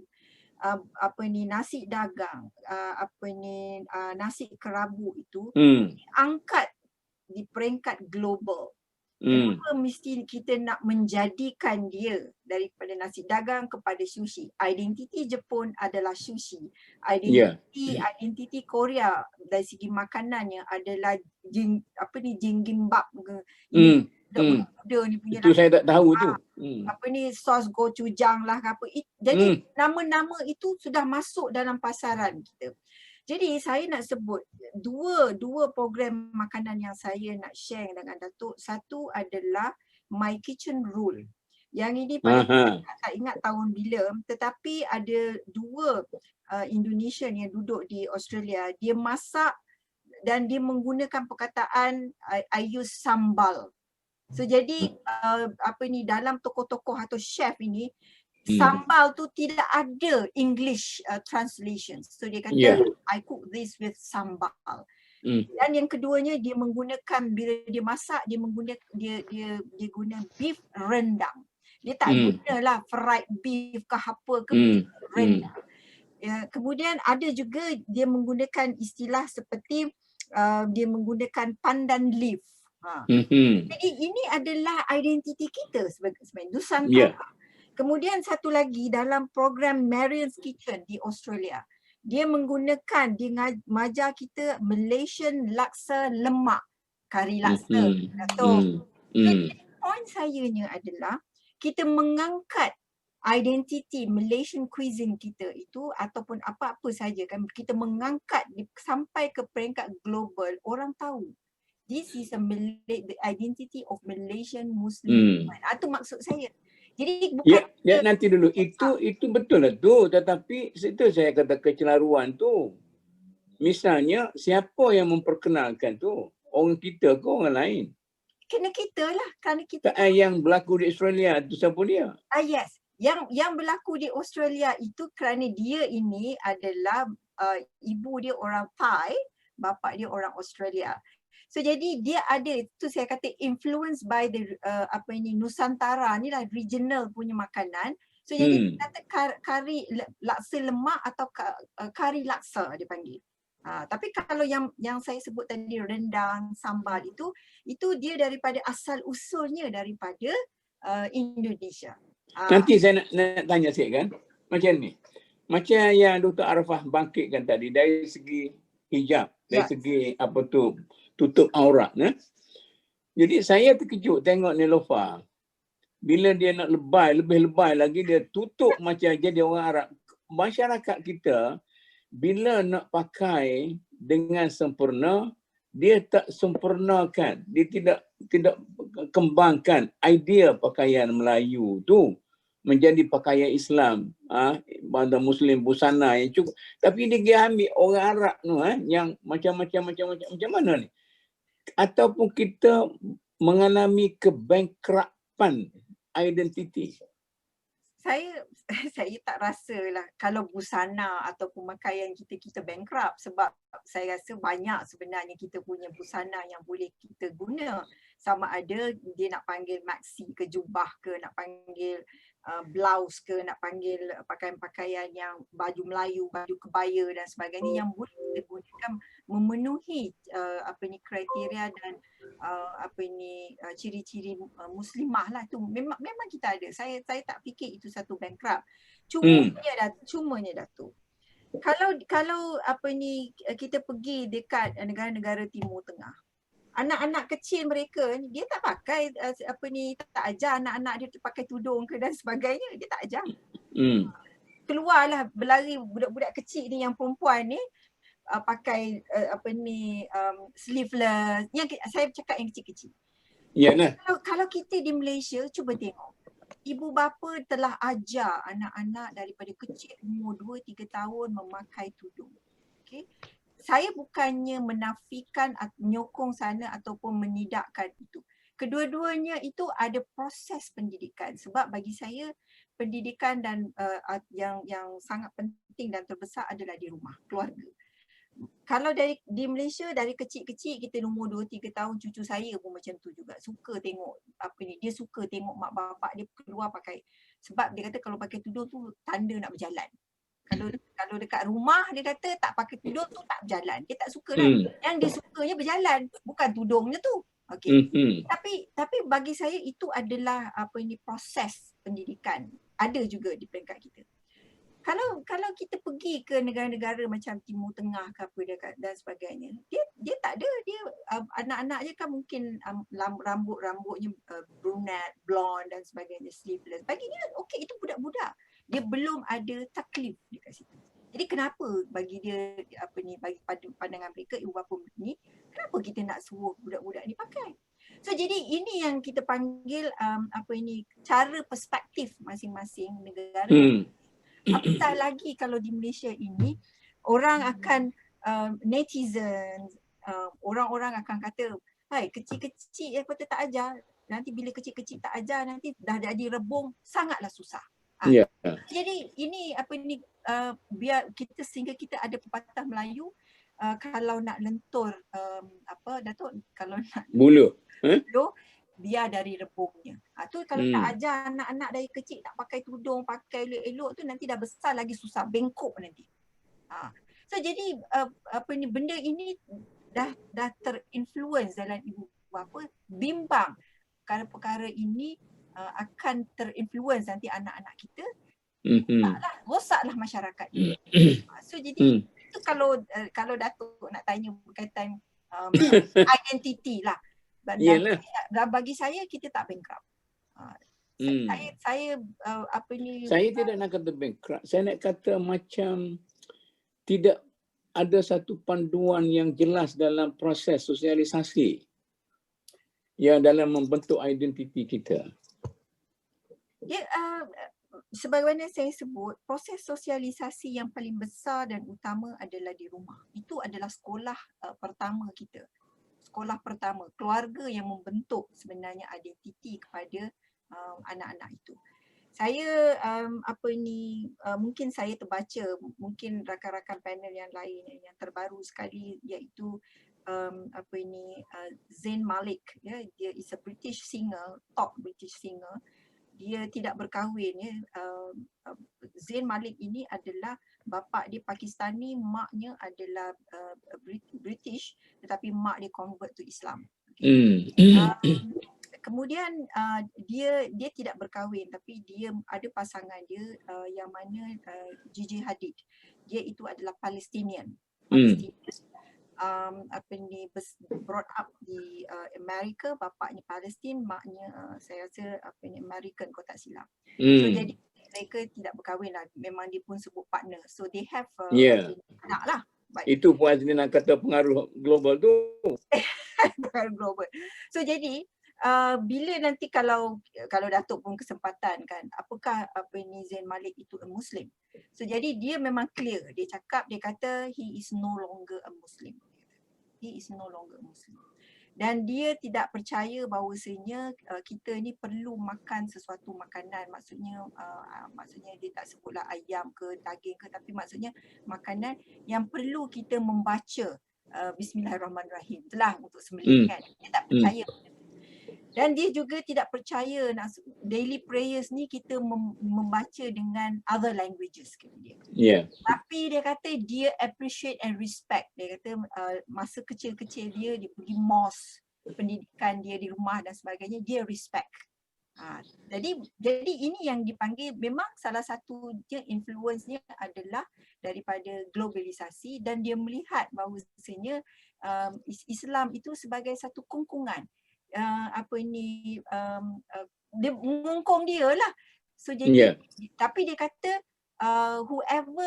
siapa yang buat benda yang baik, bagi saya itu adalah sesuatu yang perlu dibuat benda baik. Dan saya juga percaya ada Tuhan, itu je lah. Iyalah. Itu yang orang liberal tu. Ya. Okay. Ini yang saya katakan. Kalau maksudnya ada kefahaman, kalau kita di Malaysia, kalau kita terbuka sangat macam itu, maka kita bimbang masyarakat kita semua dia akan jadi lebih liberal sangat, lebih atau ultra liberal, Datuk. Tapi kalau tertutup sangat, kalau misalnya Datuk sebut tadi by force pakai tu. Cakap dia, Datuk, saya sendiri memang little bit disagree kalau kita nak force orang supaya pakai tudung, tapi through education. Saya bagi pandangan saya, Datuk. Saya bagi pengalaman saya pergi ke Tehran, ada mesyuarat di sana. Memang rata-rata dekat dinding apa semua restoran, masjid tak usah cerita lah, mana-mana kan, tulis kat pasar, tulis gambar orang perempuan mesti tutup aurat. Jadi tutup aurat itu bukan mestinya tutup macam saya pakai ni kan, tapi tutup asal ada tudung kat atas. Maksudnya separuh macam bulan sabit gitulah. Bila kami ada meeting kat bawah tu, kadang-kadang dekat lobi, jalan-jalan, saya naik ke atas nak pergi bilik dan sebagainya, dalam lift sendiri mereka dah buka. Maksudnya dalam konteks ramai mereka itu, it's being forced by the state. Maksudnya mesti pakai. Tetapi benda tu tidak ada dalam hati lah. Naik atas bagi saya is a hypocrisy. Naik atas, because kat atas tak ada polis lah, inverted comma, enforcement dia. Jadi bagi saya, kalau dekat Malaysia ataupun Indonesia ataupun mungkin di tempat-tempat yang di Nusantara ini, kita melalui pendidikan, proses pendidikan. Macam tadilah mungkin Dr. Suhailan ada sebut, proses pendidikan terang kepada mereka, tudung ni dan sebagainya. Sebabnya bagi saya, kalau kita nak kata ish teruknya dia ni, kita tak tahu satu hari nanti macam mana. Terlepas cakap orang itu lebih baik ke ataupun dia bertobat dan sebagainya, of course lah kita akan kata alhamdulillah. Itu yang dikatakan bahawasanya proses sosialisasi daripada masyarakat ini, kita juga mendoakan benda yang baik. Saya nak berubah kepada Puan Azlina ni, dah kita masuk dalam proses sosialisasi. Macam kita kata orang sosiologi lah, psikologi sosial, dia kata ada berbagai-bagai ejen proses sosialisasi itu, macam keluarga, rakan sebaya, jiran, tempat ibadat, sekolah, sebagainya. Jadi kalau macam ni, seolah-olah proses macam Prof. Rahana kata tadi, kita mengalami masalah dalam melaksanakan proses sosialisasi kita sampai kita tidak begitu berjaya membentuk satu identiti yang ada keseragaman sekurang-kurangnya di kalangan masyarakat Islam di Malaysia. Macam mana ni? Gagal siapa ni? Kalau dulu orang kata kalau bapa kencing berdiri, anak kencing berlari. Mana mengikut ke? Tapi sekarang ni tak. Bapa penyangga, anak lebay. Bapa lebay, anak penyangga. Macam mana ni? Tak ada data di klinik ke? Banyak dah Datuk. Kalau saya jumpa in person ni memang ramai je lah. Nak jawab yang daripada sudut sosialisasi lah. Saya dah dekat awal tadi dan Prof Raihana pun dah explain dengan panjang lebar juga proses sosialisasi. Ya. Jadi proses sosialisasi ni memanglah yang pertama sekali seperti yang Prof Raihana sebut tadi, berlaku di rumah. Sebab itu adalah madrasah yang pertama lah bagi kita semua sebagai manusia. Jadi apa yang dia nampak di rumah lah. Dan kemudiannya dia melangkah kaki ke sekolah pula kan. Jadi apa yang dia nampak di sekolah, jadi di sekolah pun dia menerima lagi proses sosialisasi. Begitu Tapi persoalannya sekarang ni, antara sekolah dan rumah tu ada kontras. Pendidikan formal di sekolah tidak sama dengan pendidikan informal di rumah. Jadi confused. Ada banyak sebab di sini yang saya lihat lah. Antaranya ialah nilai. Di mana manusia dia menerima pembentukan nilai itu daripada persekitaran dia. Jadi persekitaran dia rumah mungkin nilai yang ditanamkan oleh ibu bapa itu berbeza daripada nilai yang ditanamkan di sekolah misalnya. Sekolah pula nilai-nilai yang ditanam tu adalah lebih formal, jadi lebih menjurus pula kepada outputnya. Maknanya nilai yang ditanamkan tu diukur pula outputnya melalui peperiksaan. Kan misalnya saya tak cakap secara direct mudahnya ialah contohnya macam subjek akhlak lah. Kan kalau anak yang pergi sekolah agama tu dia belajar akhlak di sekolah. Dalam subjek akhlak tu daripada darjah 1 sampai darjah 6 tu ada periksa pula lagi, nanti dah darjah 6 ada PSA ambil subjek akhlak tapi di rumah mungkin tidak ada contoh sangat ataupun itulah dia belajar akhlak dalam kelas, balik-balik dah naik tangga tu dia dengar suara mak dia, pok dia kelahi, siapa pukul-pukul. Betul. Jadi di situ berlaku konflik. Sebab nilai yang dipelajari dengan nilai yang dihadapi ataupun dialami berbeza. Jadi berlaku konflik lah di situ. Jadi bila konflik tu jadi berpanjangan, jadi dia sendiri akhirnya membentuk nilai dia sendiri. Mana yang dia nak ambil. Kan dia nak ambil yang mana? Dia nak ambil yang di sekolah ke ataupun dia nak ambil yang di rumah ataupun dia nak cipta satu nilai baru pada diri dia. Contohnya saya bagi macam ni lah Datuk, memang saya ada banyak handle kes-kes remaja yang pergi sekolah, dia hafaz Quran pun, ada pergi sekolah tahfiz dan kemudian habis sekolah, habis PM dengan result yang cemerlang dan sebagainya, masuk universiti dan sebagainya dan kemudian mengambil satu nilai baru kerana dia menghadapi konflik ni daripada kecil. Jadi dia mengambil satu nilai baru, dia tak nak jadi orang Islam, dia nak jadi ateis ataupun dia nak memang ada saya ada banyak kes-kes ataupun dia nak mengambil satu nilai baru yang selesa dengan diri dia, misalnya identiti diri dia sekarang ialah sebagai seorang gay. Misalnya dia lelaki, dia nak jadi seorang gay. Itu identiti diri dia yang barulah. Dia tak nak ambil dah identiti sebelum ni. Ataupun sebelum ni dia tidak menzahirkan identiti diri dia. Ataupun kalau dia perempuan mungkin dia nak jadi seorang lesbian disebabkan oleh konflik-konflik dalaman yang tak selesai yang daripada kecil yang dihadapi. Sebab kita tengok dalam literature daripada kajian-kajian memang mendapati kebanyakan ini saya lihat di Malaysia lah ataupun di kalangan orang Islam. Kebanyakan kes-kes yang mempunyai masalah konflik dengan jati diri, konflik dengan identiti dan sebagainya, kebanyakannya mempunyai sejarah silam penderaan ataupun penderaan yang berpanjangan daripada kecil dan penderaan ni ada banyak bentuk lah, antaranya penderaan fizikal, emosi ataupun kita panggil daripada dalam psikologi tu kita panggil dia ACE, iaitu adverse childhood experience. Maknanya dia mempunyai pengalaman silam yang buruk, yang teruk. Mungkin keluarganya bertunggang langgang, berpecah belah, mak tinggalkan dia dengan adik-beradik semua ataupun bapak ditinggalkan bapak pula ataupun duduk dengan nenek ataupun mak bapak bercerai, bapak hilang tak tahu pergi mana ataupun mak hilang tak tahu pergi mana ataupun keluarga yang tunggang langgang misalnya tidak berfungsi dengan baik. Misalnya mak isap dadah. Jadi tidak ada nilai-nilai murni dan positif dalam keluarga tersebut dan mereka hidup pandai-pandai sendirilah kata orang tu, kan, pandai-pandai lah nak membesar ke apa, mujurlah kat Malaysia ni sekolah free contohnya, kan, jadi pergi jugalah sekolah, adalah juga kawan dan sebagainya. Tetapi banyak kenangan-kenangan ataupun pengalaman-pengalaman hidup yang buruk dalam tidak ada satu nilai kekeluargaan yang baik, tidak ada contoh-contoh kekeluargaan yang baik yang menyebabkan mereka apabila telah dewasa mengambil keputusan untuk melakukan sesuatu yang mungkin kita lihat berbeza lah, dan biasanya orang macam ni kita kata dia bermasalah lah, problematik, masalah, dan mungkin terjebak lah, ramai yang mungkin terjebak dalam masalah-masalah sosial. Mungkin daripada remaja lagi dah terlibat dengan seks luar nikah ke, ya, hisap dadah, kemudian terlibat dengan sindiket-sindiket ke, misalnya pelacuran dan sebagainya lah. Jadi dan biasanya kita jumpa ini juga dalam golongan mereka yang agak rendah tahap pendidikan dan juga tahap sosioekonomi. Misalnya dalam golongan B40 lah, kalau kita nak tengok Malaysia punya ni, saya selalu kaitkanlah dengan golongan B40. Jadi kalau Datuk nak bincang lah tentang krisis identiti ni, saya lihat lebih banyak lagi krisis identiti ni di kalangan golongan B40.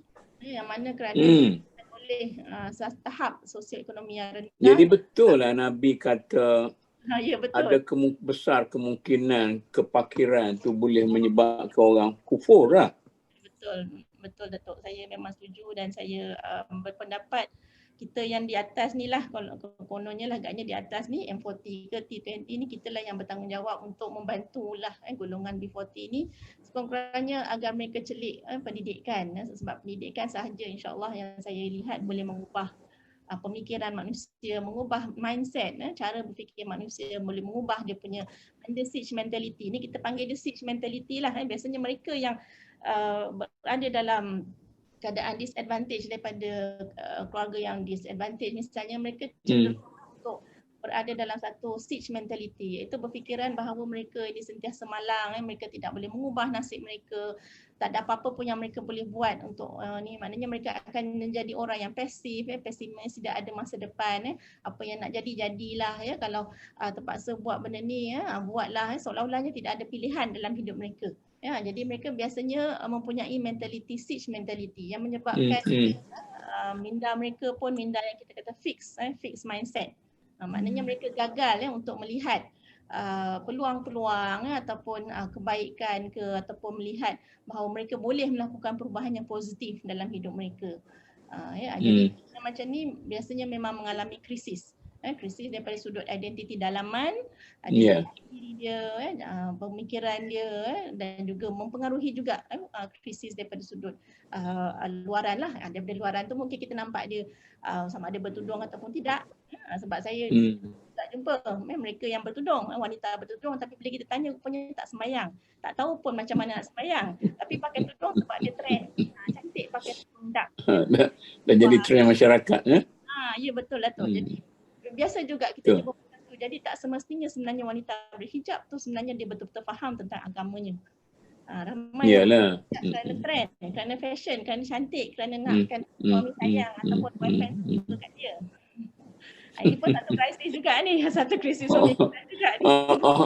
Okey, saya nak berubah, nak beralih kepada Dr. Suhaila. Peranan institusi agama. Dan bila institusi masyarakat tak begitu berkesan kerana ada kecelaruan, kata Puan Nazlina tadi, orang tu sudah mengalami split personality, jadi kecelaruan begitu. Apakah peranan yang dimainkan oleh institusi agama? Katalah kelebak makanan tadi. Yakin tak boleh nak selesai kan? Bila orang kata apa tu, daging apa tu, masalah daging saja nak tubuhkan apa tu, Badan Siasat Diraja, buat apa? Selesaikanlah. Macam mana? Betul saya Prof. Datuk, tentang peranan institusi agama untuk, saya rasa lebih fokus kepada imej wanita Muslim ya, Prof. Datuk ya? Iyalah. Okay, jadi tidakkah institusi agama tu jangan jadi satu institusi yang sekadar bagi guideline. Guideline ni lah buku ada. Tapi soalnya enforcement. Betul Prof. Prof. Datuk, contoh yang paling mudah sekali ialah apabila kita sebagai pendakwah kalau kita hanya berkata-kata di depan Facebook, kita bagi ceramah, cuba kita lihat audience kita tu siapa. Mesti balik-balik orang yang sama, betul tak Prof? Orang yang dah memang baik, orang-orang yang memang dia memang nak kebaikan. Tapi kita tengok, kalau saya tanya pada student saya, kenal tak Prof Datuk Mahmud Zuhdi? Semua sokong Datuk. Kenal tak Prof Raihana? Paling mudah lah, Datuk Dr. Nur Hafizah Musa lah yang memang ada dalam UTM tu Datuk. Ada student saya tak kenal. Jadi kita tengok, apa yang awak tengok ya? Kita tak tengok kuliah. Mana tengok susah. Kita tengok tak ni sekian-sekian kan. Maknanya golongan-golongan ini tidak pergi ke situ. Di mana yang laluan kita buat, contohnya lah kita buka sekarang ni siapa viewers kita yang tengok kat Facebook ni sekarang? Adakah dalam golongan-golongan yang kita nak sasarkan tu yang bermasalah tu? Jadi antaranya lah yang perlu kita laksanakan, cadangan saya ialah kita mempromosikan imej muslimah yang sebenar dengan menggunakan ikon sebenar. Yalah, tanggungjawab siapa tu? Tanggungjawab kita semualah. Mungkin kita sebagai Masjid Dakwah Negara boleh mulakan Datuk. Sebab yang saya lihat sekarang semuanya adalah teori. Bila penceramah-penceramah kan teori, tapi kita punya remaja kita panggilkan fokus kita ni yang problemnya. Yalah. Tak nampak apa benda yang kata muslimah sejati tu. Muslimah yang bagaimana? Sebab kalau kita tengok Datuk dulu tahun 70-an, berapa ramai yang pakai tudung Datuk? Datuk hidup pada zaman tu kan? Ramai tak dibanding sekarang? Sekarang ni makin ramai pakai tudung, tetapi kebanyakannya memenuhi tuntutan apa? Macam Dr. Puan Azina kata tadi, it's just a fashion or trend. Okay? Sebab banyak kajian menunjukkan kebanyakannya pengaruh media sosial sebenarnya yang menyebabkan mereka ini memakai tudung. Bukan sebab mereka faham kenapa pakai tudung tu. Okay? Sebab mereka pakai tudung tu sebab untuk apa? To look good. Okay? Untuk nampak cantik. Kemudian bila pakai tudung tu, kadang-kadang bagi pressure kepada mereka. Give pressure to them to have a perfect look wearing the hijab. Maksudnya bila nak pakai tudung tu, majalah, media, Facebook ni kebanyakannya antaralah yang tertinggi mempengaruhi cara nak memakai hijab yang sangat cantik. Jadi bila nak pakai tudung tu, dia tak nak pakai tudung macam tudung labu bulat tu, tak mau. Bukan macam tu. Tak nak Macam mana dia tu? nak macam tudung Afrika tu. Yang cantik-cantik tu Prof. Sebab kajian Aini Mazlina dan kawan-kawannya 2019, tajuk kajian pengaruh media dalam pemakaian hijab di Malaysia, satu kajian dalam kalangan orang Melayu, menunjukkan dapatan ni menunjukkan kebanyakan wanita merujuk kepada Facebook, blog dan juga majalah untuk memakai tudung. Dia tak tengok kepada figura-figura pendakwah muslimah. Tak ada yang kata dia tengok Datuk Hafizah Musa ke, Prof Raihana ke, tak ada. Tak ada. Kemudian siapa yang mempengaruhi mereka ikut Mahmud Zuhdi kat tak pakai songkok lah. Prof tak pakai tudung. Siapa yang mempengaruhi mereka pakai hijab tu adalah ibu bapa, keluarga dan rakan-rakan mereka lah. Mempengaruhi mereka, tetapi kebanyakannya cara memakai hijab tu. Maksudnya media massa ni memang memberi impak yang besar. Contoh macam Prof Raihana kata, kanak-kanak di negara Arab tak ada pun kena pakai tudung kan. Tapi kanak-kanak kita ni, kalau ada satu dapatan kajian, kebanyakan wanita di Malaysia ni memakai tudung ketika umur 6 tahun ke atas dah start 100% pakai tudung. Tapi ada juga lepas dah besar jadi free hair. Sekolah agama, keluar sekolah agama, dah terus tak pakai tudung. Ada kawan-kawan saya pun ada Prof. Tapi akhirnya kemudian kembalilah balik sebab dia tahu. Kembali pada fitrah. Tuntutan agama. Tapi pengaruh dia bila dia keluar daripada sekolah, kemudian dia bekerja, keliling dia macam bukalah tudung, salahnya kau kan cantik. Jadi mempengaruhi mereka membuka tudung tu. Dan kemudian ada yang memakai tudung pun daripada labur sikit sentai sampai hilang. Jadi itu antara kajiannya adalah pengaruh sosial itu sangat mempengaruhi. Ada satu lagi kajian tu daripada kajian Zulkifli Abdul Latif dan Fatin Nur Sofia 2013. The role of media in influencing women wearing hijab. Dia buat satu analisis. Dapatan kajian dia menunjukkan bahawa wanita ini dia memakai tudung bukan sebab tuntutan agama, tetapi kerana dia sangat obses untuk berfashion. Sebab sebab rasa cantik sangat bila pakai tudung. Sebab kalau kita perasan saya tak ingat dalam tu ada satu gelombang mungkin disebabkan selebriti ni berhijrah memakai tudung. Ya tak? Dan bila masa selebriti tu kena pula selebriti tu seorang yang memang sangat diminati, dipuja. Bila dia memakai tudung, masa zaman tu saya belajar dekat universiti masa tu, pelakon tu dia pakai berhijrah tu kebanyakannya mula berhijrah. Masyarakat kita, wanita-wanita keliling kita sebenarnya mungkin dia mengagumi figura dia tu, mereka pun turut sama berhijrah. Dan alhamdulillah figura ini kekal berhijab dan tidak buka lah kan. Dan sebenarnya saya nak share satu, mungkin dalam kalangan panel dan Datuk tahu, ada satu fenomena sekarang yang kita panggil sebagai dehijabi. Dehijabi ni adalah satu gerakan ataupun satu idea yang kita panggil yang buka tudung. Okay, maksudnya golongan ni sebenarnya datang dari, kalau pernah dengar namanya Mariam Lee, dia menggalakkan supaya kita yang bertudung ini buka tudung. Dan dia kata tak ada dalam Al-Quran tu hanya kata, tak kata suruh kita pakai tudung pun, suruh tutup lah, bukan sampai ke dalam. Dia menggunakan ayat itulah Datuk. Jadi hijabi ni sangat bahaya sebab dia kajian daripada Haryati Ibrahim dan Nur Hafidah tahun 2019, baru sahaja kajian ni. Dia mengkaji tentang promosi dehijabing, impact pada wanita Islam di Malaysia dan sangat berjaya. Ramai sekarang kita tengok selebriti kita yang daripada pakai tudung, buka tudung. Nampak tak Datuk? Memang ramai. Ini antara kesan-kesan dia. Kesan-kesan dia, kesan dehijabing ni dia boleh mencetuskan ketidakharmonian dalam masyarakat. Sebab apa? Bila dia kata dalam Al-Quran tu tak ada ayat yang jelas suruh pakai tudung, menyebabkan apa tahu? Wanita-wanita yang rapuh di dalam ni, ya ke? Betul ke? Tak payah pakai tudung kita ni. Boleh buka. Kesan kedua, dia mencabar undang-undang Islam. Kita dah tahu. Kita ni peranan sebagai pendakwah ni kena pertahankan, kena jelaskan. Ini salah. Bukan. Dalam Islam memang ada nyatakan kewajipan kita memakai tudung. Jadi dia boleh mencabar undang-undang Islam sebab masyarakat mula keliru. Dia mengelirukan masyarakat kita. Sebab yelah kan, dah pakai tudung pun sebab ikut trend. Tiba-tiba dengar, tiba-tiba dia kata bagi idea ayat Quran ni tak jelas. Mana dia kata suruh pakai tudung. Lagilah mudah untuk wanita Islam ni untuk membuka tudung. Kemudian yang seterusnya, kesan dia penularan pengaruh pembaratan. Kita panggil apa pembaratan ni? Westernization. Westernization iaitu idea kebebasan tanpa sempadan yang kata kalau pakai tudung ni umpama apa dia kata? Menindas wanita itu. You have free will. Kenapa nak kena pakai tudung? Dia kata kita ni, kami ni Datuk ditindas kerana disuruh pakai tudung. Dipaksa kerana disuruh pakai tudung. Tapi sebenarnya dia tak tahu, macam contoh wanita Malaysia ni kebanyakan pakai tudung bukan terpaksa. Macam Puan Raihana kata di mana di Tehran tu memang kena paksa kan. Kita ni wanita Malaysia suka hati dah nak pakai ke tak nak pakai ke. Cuma cara pemakaian kita tu sebab ada juga wanita yang bertudung. Memang banyak kes lah Datuk ya. Saya tengok pelajar saya yang terjebak dengan zina.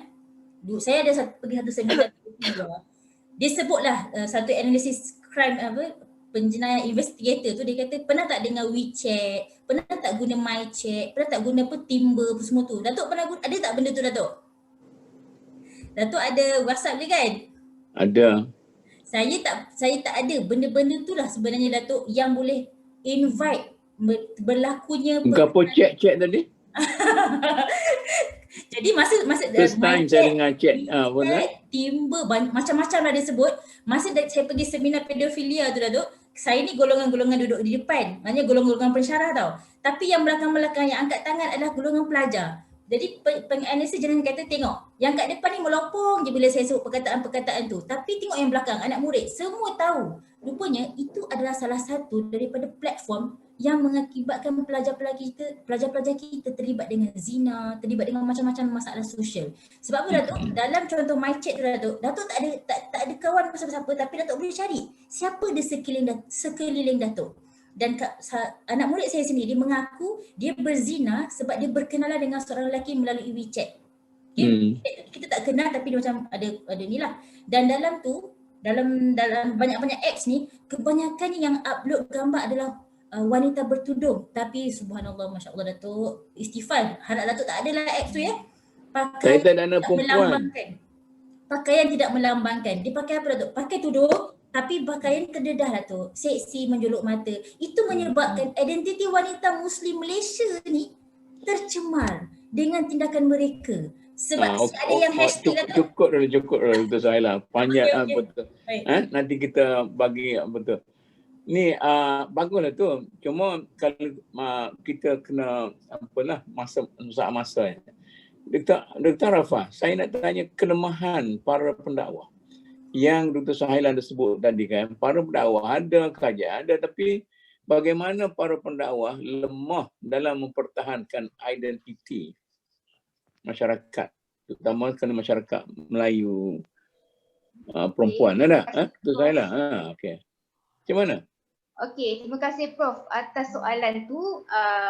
Agak mencabar juga soalan tu. Nanti kalau saya silap jawab nanti habis saya kena kecam dengan pendakwa kat Malaysia ni Prof. Dah kena bincang lah. Dah baru ni satu kes ni nak masuk kes yang kedua pula. Kes itu dah buat lari apa tu Nelofa pula. Itulah banyak isu kan Prof yang berkaitan dengan pendakwah selebriti ni lah, pendakwah orang kata pendakwah realiti Okey, jadi berbalik pada soalan Prof tadi yang berkaitan dengan adakah pendakwah kita pada hari ini gagal ya Prof? Ya. Yeah. Adakah kelemahan? Adakah kelemahan terlampau retorik? Ya? Terlampau retorik sangat. Ya. Tidak melihat masalah ke dalam. Ya, jadi bila yalah, soalan tu berkaitan dengan adakah kelemahan identiti wanita Islam di Malaysia pada hari ini ataupun kelemahan-kelemahan lain yang kita lihat berlaku dalam masyarakat pada hari ini, adakah ianya disebabkan oleh kelemahan di pihak pendakwah kita sendiri. Jadi berbalik kepada pokok perbincangan saya di awal tadi yang berkaitan dengan pendekatan keagamaan kita. Pendekatan keagamaan masyarakat secara umumnya telah saya nyatakan tadi berpaksi ataupun menumpukan kepada aspek-aspek luaran, aspek-aspek yang superficial Prof. Tapi kurang menumpukan pada aspek-aspek dalaman, aspek-aspek spiritual yang kejiwaan tadi dan penghayatan. Jadi perkara yang sama juga saya lihat dalam pendekatan yang digunakan oleh pendakwah-pendakwah kita pada hari ini. Pendakwah-pendakwah kita pada hari ini banyak menekankan dalam program-program dakwah mereka sendiri yang kita boleh lihat di media, sama ada di televisyen ataupun di media sosial. Kita lihat pendekatan mereka adalah dakwah yang berunsurkan hiburan, yang bukanlah saya kata mereka menjadi penghibur, tapi mereka menyampaikan dakwah dengan cara yang terlalu banyak diselang-selikan dengan unsur-unsur hiburan, unsur-unsur lawak jenaka. Bukan tak bagus. Itu kau tak nyanyi lagu Hindustan, kau tak sedih. Saya taklah apa kata menuduh mana-mana pihak lah dalam soal ni, tapi itu cara pendekatan dakwah kita. Dakwah kita kadang-kadang kita terkeliru juga dengan program-program dakwah yang ada di televisyen pada hari ini. Adakah ianya benar-benar bertujuan, rancangan tertentu itu dipaparkan kepada masyarakat, adakah ianya bertujuan untuk menyampaikan mesej yang baik kepada masyarakat ataupun ianya bertujuan untuk menjana keuntungan kepada stesen TV tertentu. Kalau kita lihat banyak sangat rancangan-rancangan realiti dakwah pada hari ini yang bersifat orang kata menumpukan kepada persembahan dakwah, bukan antipati dakwah. Kalau orang berdakwah macam ni, cara dakwah ni bagus, cara dakwah ni tak bagus, siap ada orang komen, siap ada juri. Jadi dakwah pada hari ini boleh dijurikan, sama juga macam teknik nyanyian, sama juga macam teknik dan pertandingan lakonan, pertandingan apa-apalah pertandingan memasak ke. Jadi ada orang boleh komen pula. Jadi ini realiti dakwah dalam negara kita pada hari ini. Dan sebenarnya adakah wajar perkara ini berlaku? Dakwah seseorang itu boleh dinilai oleh orang lain. Oh, dakwah awak tak bagus, awak kena lebih, suara kena lebih kuat. Ini dalam, saya ambil contoh dalam program-program realiti dakwah yang ada di stesen TV kita lah. Yang mana bila seorang pendakwah muda itu menunjukkan cara-cara dia berdakwah, akan ada pula pendakwah-pendakwah senior yang akan komen. Jadi awak teknik penyampaian awak suaranya perlu lebih jelas. Perlu ada masukkan sikit unsur-unsur kisah-kisah sirah Nabi ke contohnya dalam dakwah. Jadi adakah ini satu teknik dakwah yang betul dalam masyarakat kita?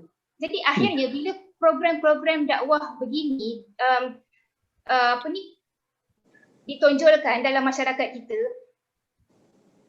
kualiti pendakwah itu sendiri menjadi persoalan. Saya kata orang kita, pendakwah kita tidak kreatif. Ya? Semua orang pergi cakap ya dah. Ya. Tidak kreatif. Jadi yelah, sebab itulah kita lihat Prof hari ini pendakwah bukan saja saya merujuk kepada pendakwah yang lahir daripada program realiti dakwah lah. Kita boleh lihat hari ini pendakwah selebriti yang lahir daripada rancangan realiti dakwah tu bukan sahaja menjadi penceramah agama, tapi kita boleh lihat juga mereka ni jadi pelakon, Prof. Ada yang berlakon drama, Prof. Ada pendakwah realiti yang berlakon drama, ada yang menyanyi. Jadi pendakwah macam mana sebenarnya yang ada dalam masyarakat kita pada hari ini? Jadi macam mana masyarakat kita nak jadi masyarakat yang mengikut jalan yang lurus? Masyarakat yang suara tak jelas Dr. Arafah. Ya. Besar sikit suara tu. Sekarang macam mana, Prof? Ya, okey. Jadi kalau ini orang kata contoh pendakwah yang kita ada di negara kita pada hari ini, jadi apa yang akan jadi pada masyarakat kita? Saya tak merujuk pada semua pendakwah lah. Ada pendakwah yang memang... Itu bukan artinya pendakwah serba boleh. Sekarang ni semua orang nak jadi serba boleh, Prof. Kan ada penyanyi yang jadi tukang masak, ada pelakon yang cara macam-macam dah. Sehingga kan tahap pendakwah pun nak serba boleh juga. Jadi bagi saya, untuk jadi seorang pendakwah, kita pun kena jelas dengan identiti, Prof. Bukan wanita je perlu jelas dengan identiti, tapi pendakwah sendiri perlu jelas dengan identiti. Bagi saya, identiti pendakwah itu perlu jelas untuk membolehkan mad'u ataupun audiensnya menghormati dia punya ilmu. Kalau dia dah berada setaraf dengan orang yang didakwahkan tu, jadi di mana rasa hormat dan adab terhadap dakwah dia dan terhadap ilmu dia? Contoh lain, memanglah kita kena menyantuni masyarakat yang kita ingin dakwah. Tetapi tidaklah sampai tahap kita perlu menjadi seperti golongan yang kita nak dakwah tu. Kita boleh turun ke orang kata ke lorong Haji Taib contohnya, kita nak berdakwah dekat orang-orang penagih dadah di sana. Tapi tak perlulah kita nak jadi penagih dadah sekali. Kan? Contohnya macam ada pendakwah yang jadi artis. Mungkin sebab dia nak menyantuni, mungkin dia nak mendekati golongan artis contohnya lah. Kan? Tapi bagi saya kita perlu mendekati. Akhir artis dakwah dia. Menjadi. Ya? Akhirnya artis mendakwah dia. Betul. Akhirnya. Jadi bagi saya dalam berdakwah kita perlu mendekati dan turun padang untuk berdakwah. Tapi tidak sampai tahap kita perlu menjadi seperti orang yang kita nak dakwah tu. Kalau kita nak dakwah orang macam kita tengok Ustaz Edit Liu, dia banyak buat studi dakwah, banyak menjalankan aktiviti kebajikan, pergi ke orang-orang gelandangan semua. Tapi dia tetap dengan identiti pendakwah dia.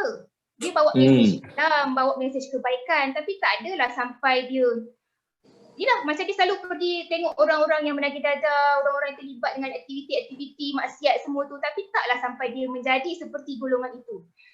Jadi sebagai pendakwah pada hari ini, macam saya katakan, kita boleh dan perlu sebenarnya turun padang. Bukan kita berdakwah di atas pentas saja. Kita perlu turun padang, menyantuni dan mendekati masyarakat yang kita ingin dakwah itu, tapi kita perlu ingat kita punya identiti. Untuk orang tetap memberi hormat kepada ilmu kita. Jangan sampai kita sama level dengan orang tersebut lah. Bukan kita nak memandang rendah ke apa, tapi kita kena jelas dengan identiti kita. Kita ni pendakwah bawa mesej Islam. Itu saja yang saya lihat lah. Kalau kita jelas dengan identiti seorang pendakwah tu, saya rasa masyarakat takkan ada masalah untuk memahami intipati ajaran kita. Dan dalam dakwah tu sendiri, janganlah terlalu fokus pada isu-isu yang ringan-ringan saja. Kita perlu juga fokus pada kandungan dakwah tu sendiri.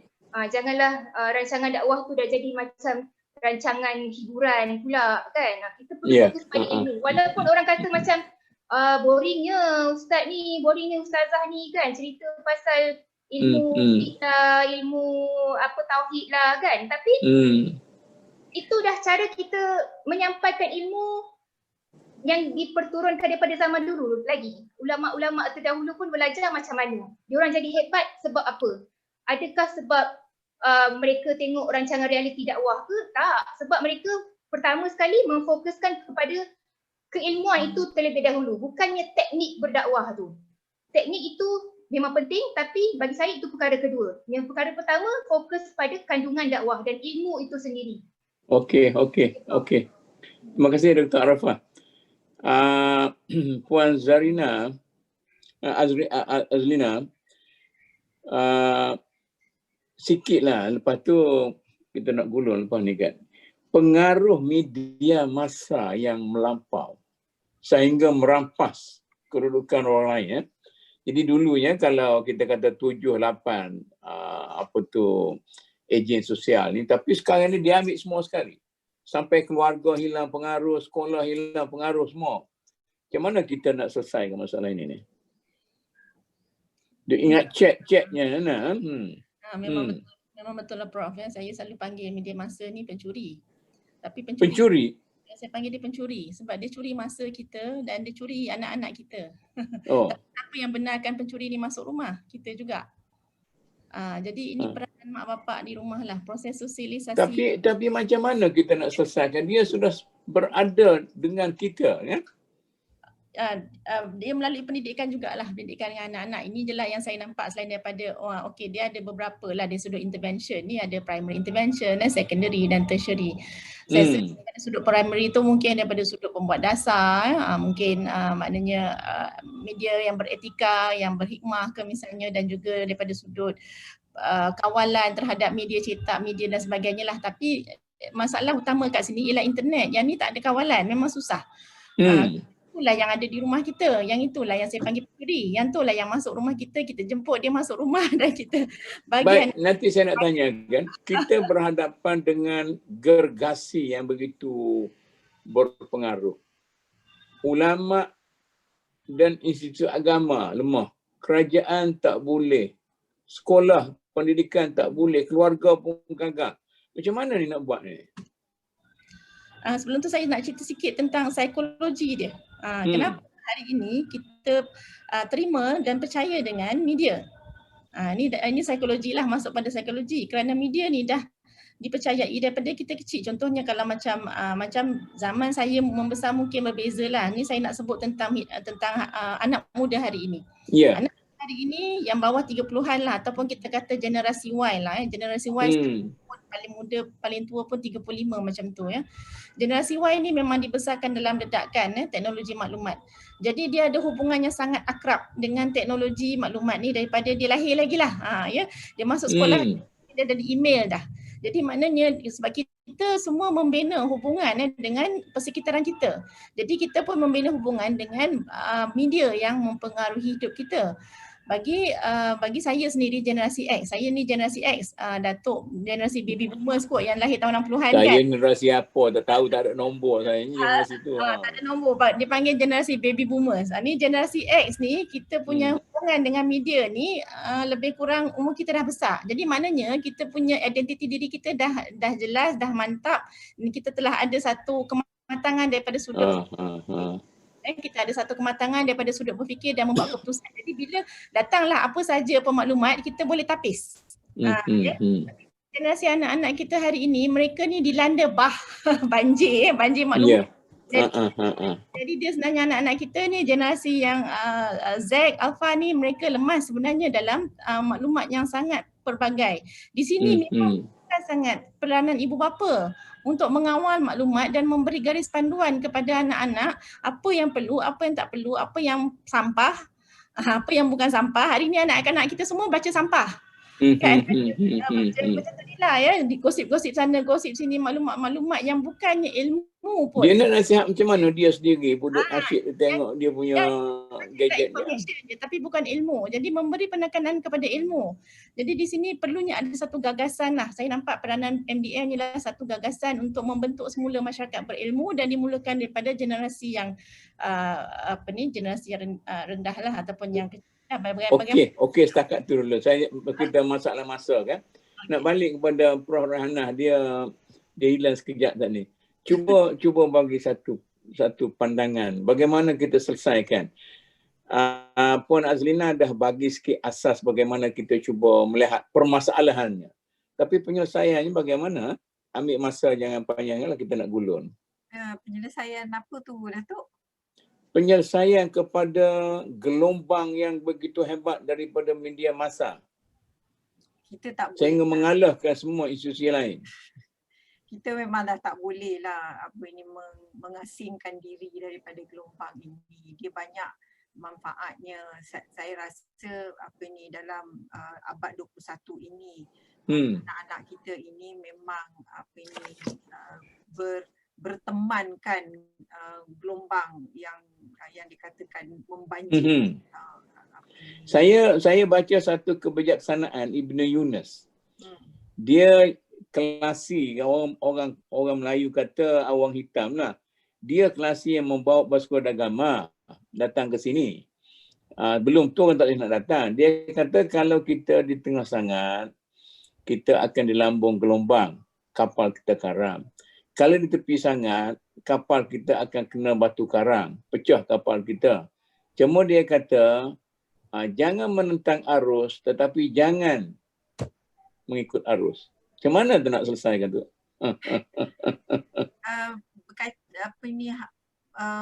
Perkara-perkara yang berkaitan dengan kemanusiaan ini, dia bukanlah penyelesaiannya seperti kita buat mesin terus dapat jus punya inilah mesin ke apa. Tapi berkaitan dengan kemanusiaan ini, dia is a long run process, benda yang lama. Jadi mungkin sekarang ini Datuk, mungkin kita tak sempat nak tengok, Datuk tak sempat tengok, saya pun mungkin tak sempat. Betul. Tetapi kita dah menyediakan beberapa tapak-tapak yang ada. So jadi in the long run, after 20 years, 50 years, atau 100 years, saya percaya mesti akan ada hasilnya, penyelesaian dia yang boleh nampak. Jadi kalau misalnya hari ini lah, at least kita kata ada satu orang pun dah cukup lah yang mendapat idea kita, yang cuba nak meneruskan apa benda kita punya idea-idea yang ada pada kita. Saya rasa itu pun dah cukup. Apatah lagi kalau orang itu dapat dia kata memang saya setuju dengan idea Prof Datuk Emeritus, memang saya setuju. Dia kata saya nak menggunakan ini sebagai satu platform yang bla bla bla bla. Saya rasa itu sendiri pun kita sudah melahirkan satu individu yang mempunyai identiti apa yang kita nak. Tujuan dakwah ni. So jadi macam saya sebut tadi lah, kita tak boleh nak lari lah dengan media massa ke apa. Tapi saya memang setuju kreatif dalam berdakwah. So jadi kalau bahasa orang Kelantan dia kata kecek-kecek ni orang tak say dah. Orang dah tak nak apatah lagi remah. Tak rot ceto. Jadi saya sendiri ingat Datuk, semasa saya ingat dalam 6-7 tahun yang lepas, ada satu program yang mana kita panggil untuk berdialog dengan golongan-golongan transgender. Sehingga satu hari mungkinlah dia kata, okay, Prof ini dah ada latar belakang agama, mainlah datang dekat Kuala Lumpur tu Datuk.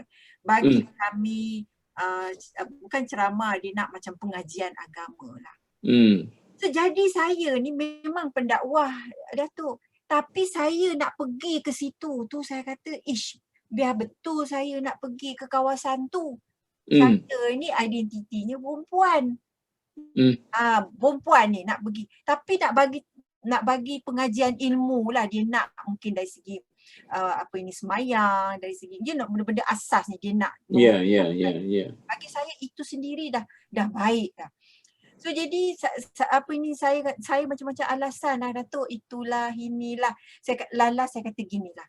Mailah datang ke fakulti saya lah. Saya ajar. Saya ajar pun tak apa saya kata. Dan bila itu berlaku pun mungkin dia pun ada masa dan sebagainya sebab dia satu kumpulan. Saya kata ginilah, ini kita nak masuk Ramadan, mailah kita datang sebab setiap minggu kami ada buat kelas untuk jemaah wanita. Jadi mereka datang. Saya rasa itu yang saya rasa saya sendiri rasa galat bahawasanya untuk menghadapi orang yang macam ini. Tapi sekarang ini saya nampak itu semakin terdedah. Maksudnya ramai orang yang boleh berhadapan dengan golongan-golongan yang macam ini. Jadi itu yang saya kata, dia bukan is a one man show, bukan tu. Kita nak bercakap soal berjaya atau gagal, it's a holistic, sama-sama kita cari jalan, sama-sama kita sendiri pendakwa pun kena di-empower juga Datuk. Kena di-empower dari segi ilmu, menghadapi tentu kalau nak untuk orang asli, untuk OKU, untuk kanak-kanak, untuk orang tua, untuk yang biasa-biasa, apatah lagi untuk remaja. Jadi Okey, jelas. Okey. Mula gulung Puan Azlina. Ambillah 2 minit seorang.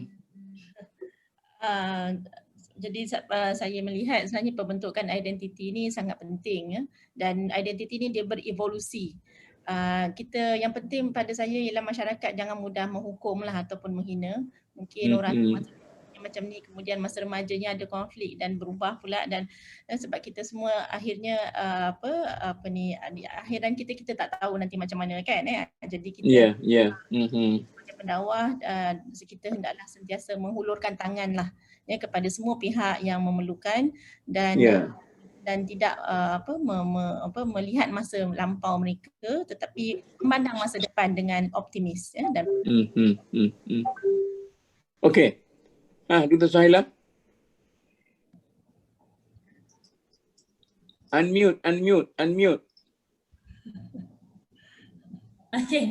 Akhirnya untuk kita mengenal identiti diri kita sebagai Muslim, apa yang penting ialah kita tanam jati diri kita sebagai seorang Muslim. Okay, kita punya matlamat hidup kita untuk mencari redha Allah Subhanahu Wa Taala. Kemudian kita sedar kita ni adalah seorang Muslim. Betul macam Puan Haji Azlina kata, kita jangan mengecam orang lain, kita jaga diri kita. Tanamkan dalam jati diri Muslim itu dalam diri kita, bukan menilai orang lain.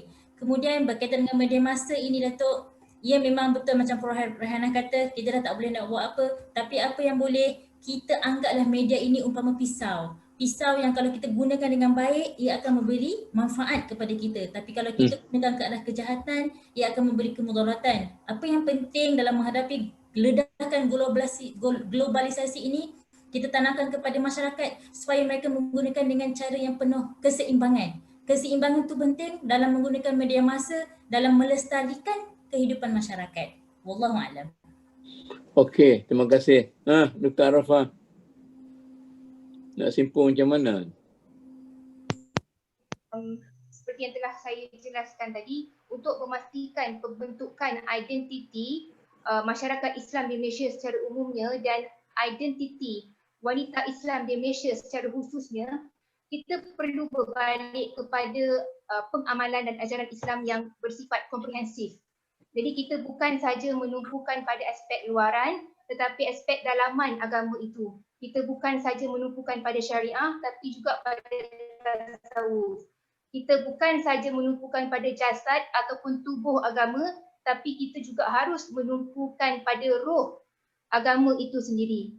Jiwa agama. Jadi bila kita mengamalkan ajaran agama itu dengan identiti itu akan lebih jelas terbentuk. Jadi tak akan ada masalah keseluruhan identiti bagi saya lah.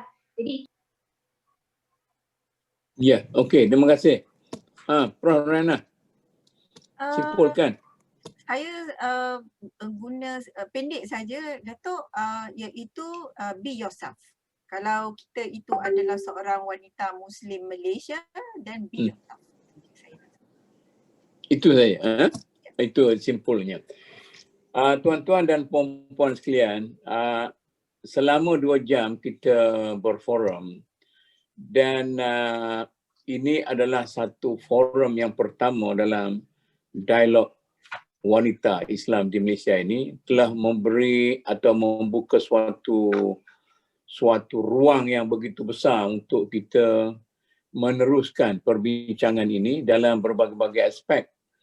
Jadi alhamdulillah pada hari ini kita dapat membuka ruang ini dengan secara yang begitu jelas, kemudian terhenti atas kita lah. Mungkin saya telah dipikul dengan beban yang besar untuk mencari lagi idea-idea, kemudiannya dengan grup kumpulan-kumpulan yang lain, mungkin sampai satu peringkat kita akan bukan saja merumuskan tetapi kita akan pergi lebih jauh. Mungkin insya-Allah saya akan bincang dengan orang-orang masjid, bagaimana kelemahan mereka diperbetulkan. Kena juga bincang dengan orang dakwah, kita ada dewan masjid, dewan dakwah, bagaimana mereka itu, orang dakwah itu perlu dilihat semula, diperkukuhkan semula supaya tidak jadi macam retorik, ritual sebagainya sekaliannya. Jadi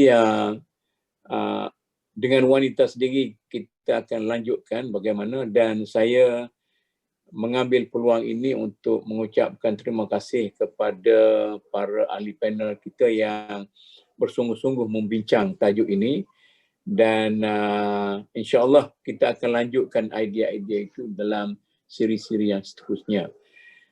Akhir kata saya mengucap juga terima kasih kepada para penonton dan pendengar, sama ada di sini dalam page kita ataupun nantinya dalam YouTube, dan tak lupa kepada Dr. Basri yang begitu sabar melaksanakan tugas-tugas kita di sini. Akhirnya saya mengucapkan wabillahi taufik. Wassalamualaikum warahmatullahi wabarakatuh.